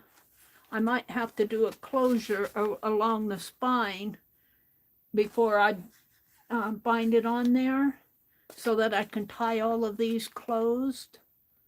but I'll have to, if I put a spine, like I was going to start for January, I wasn't going to glue it down, but it's going to fit in here. And every month I'm going to stitch the month onto the piece that I'm going to put down in there. But before I stitch that, well, I guess I could put it on the underneath. No, I can't. I'm going to have to, for January, before I stitch, I'm going to have to put that piece, if I want a closure to tie all my signatures together. Just a ribbon or something. And every month when I stitch it on, I'll have to, like the ribbon will come here, and then when I do the next month, I'll have to make sure that it goes underneath of the next month as I stitch it in. That's what I'm thinking. I might change my tune. And this is getting pretty thick, even for January. So I think I'm going to have to close it up if I want it to fit in there. And there's plenty of room. There's plenty of room for it to alligator out, I guess.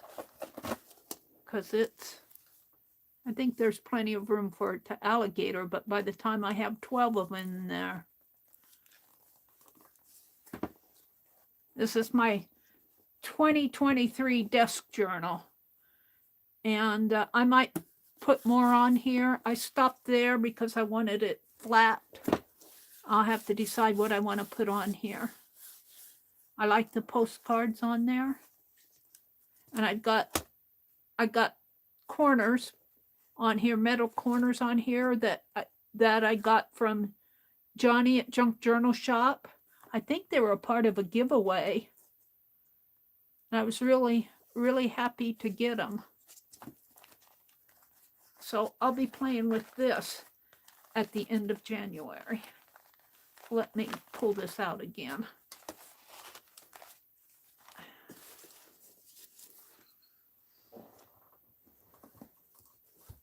Let's put my envelope in here.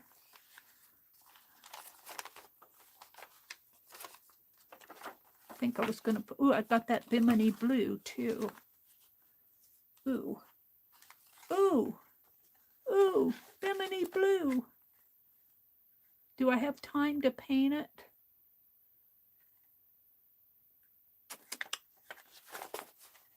I think I want to. All right.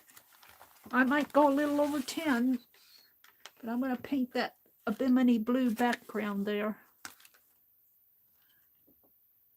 Help, help. Where am I going to put all this stuff? Let me get another piece of wax paper out here.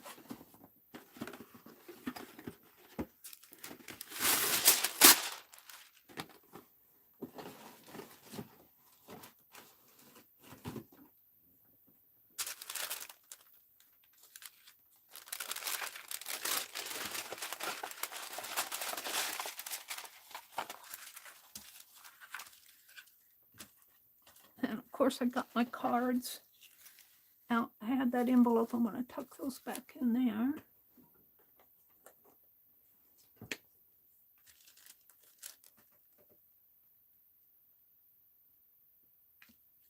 Oh, that's a lot.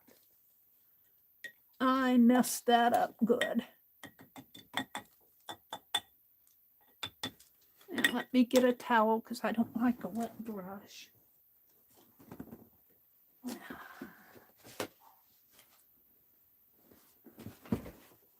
I don't like a wet brush. It's kind of dirty too, but it doesn't matter because the blue's gonna take over.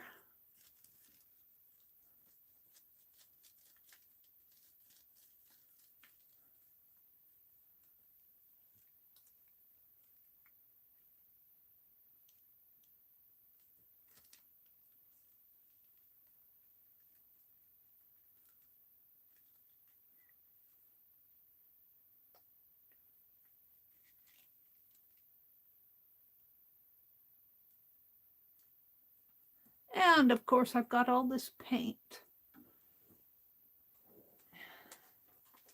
But never fear. I've got a scrappy paint page here.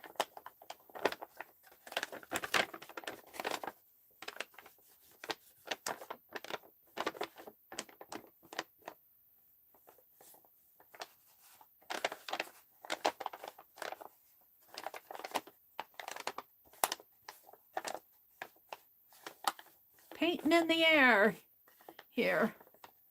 Painting in the air.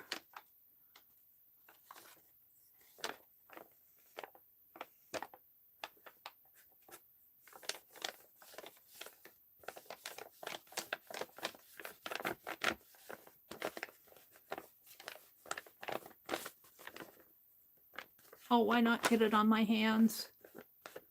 I don't care.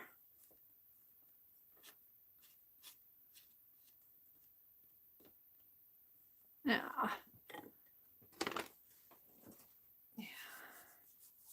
Let's dry that.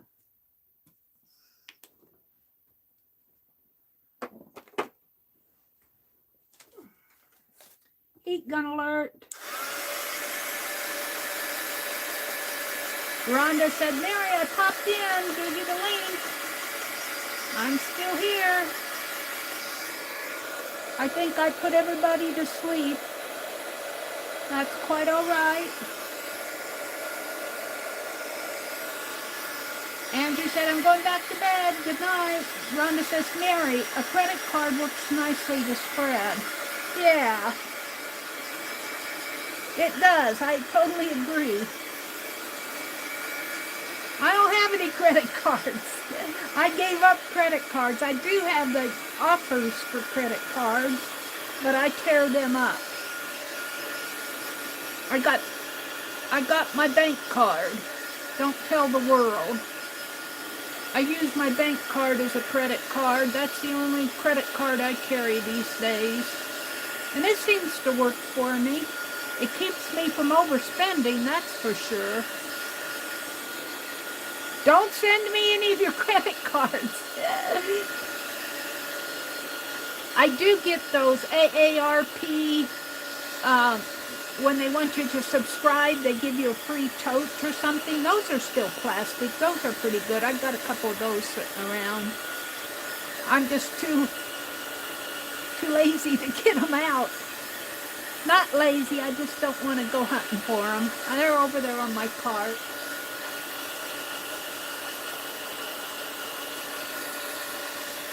Rhonda says, I tried to tell her. Becky and Dee Dee do that. I'm off in my world saying something. They're trying to tell me something, and I'm just, I'm concentrating on what I'm doing, and they go, we tried to tell Meri. Well, maybe she'll see it. Maybe she'll read her chat after she goes offline and see it. Oh, I love it. I love it.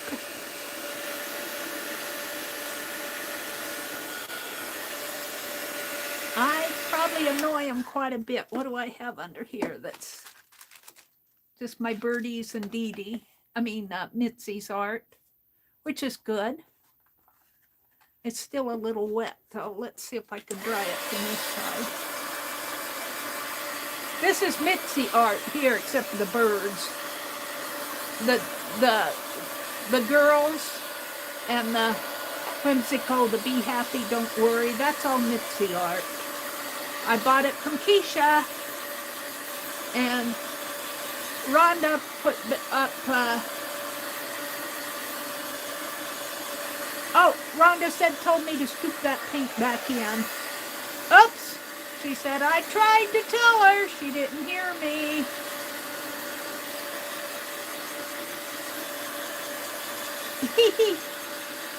You can get really thin spread with them.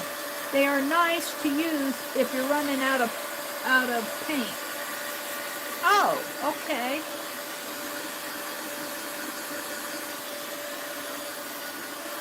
I just had to do, I was just about ready to leave. I'm going to put this down, but it needs a bimini blue background. And I think that's pretty good. I think that's pretty good. And this is all good. I got a bobby pin up there, which is holding on to Lori's beautiful tulip bookmark. And we're going to put this down in here. Oh, it's beautiful there. Now I'm going to put it really close over to the edge over here, because when I bind it, yeah. And I'm going to put this in with the art glitter glue. This is the back of it. And I'm just going to put it in with the art glitter glue that I let get dry here. Hold on. I should know better and put that needle back in there right away. There we go. And thank you, Laura Vasquez, for the art glitter glue. So nice of you to gift this to me. You've sold me on it. You guys have sold me on it.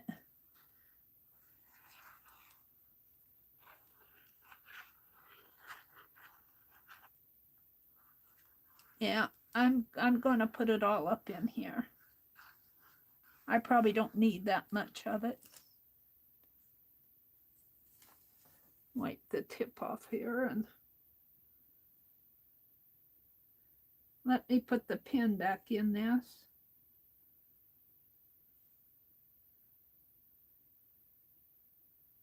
All right, come on. Oh.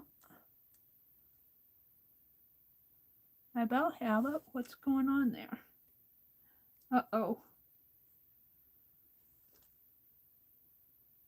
Hold on. Let me put some more glue on here. I pulled it off. Oh, I did something. I'll deal with that afterwards. Let's put this down.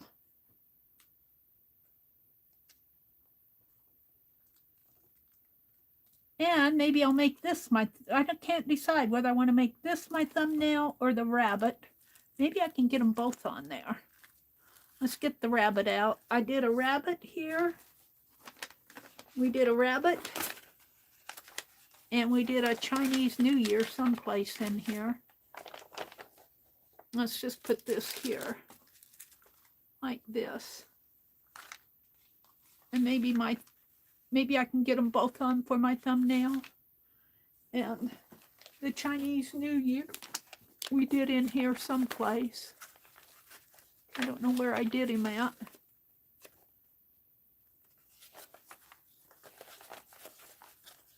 Where's my Chinese New Year? I'll have to find him. Huh. Is he on the back of my...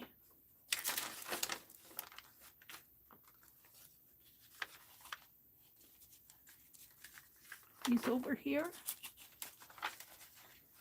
Oh well, I'll find him. So this is what I've done tonight, barring the Chinese New Year. We talked about the Chinese Lunar Year, January 22nd, the year of the rabbit. And Karen Kay says that I'm in the year of the golden rabbit, which means that I'm kind-hearted. I giggle at that one because I have my days. I have my days. And conservative. And I'm kind of conservative. I'm more independent, but I lean toward being conservative. And I hate competitiveness, and they nailed it. They nailed it there. I'm not a competitive person. So shall we leave the rabbit on there just for the fun of it? Can you guys see the rabbit? Does he make sense? I don't know if he makes much sense on here. So have a great week coming up. Don't forget, Dee Dee comes on at 8:30 tomorrow morning, Janet Nash comes on at 9, and those are both Eastern time. Janet Young will come on around noon Central, 1 o'clock Eastern. Lisa Conway has been coming on, I think, around 1:30 Central time. And Paint Girly, Lori Paint Girly, will be on, I think she comes on around 6 tomorrow. And I will be back. Thank you, Paula. I'll be back Tuesday, probably Tuesday morning. I doubt that I come on tomorrow morning. I've been trying to do more live streams, but I probably will not be on tomorrow morning unless I wake up and can't get back to sleep. So it's a good chance I'll sleep in tomorrow. So Tuesday morning, for sure, look for me around 4 o'clock. Have a great week. Go out, enjoy the beauty of the world. There's so much to see out there. There's so much to see and enjoy. We've been gifted with a beautiful, beautiful world. Good night, everybody, and thank you so much for giving me a part of your Sunday night.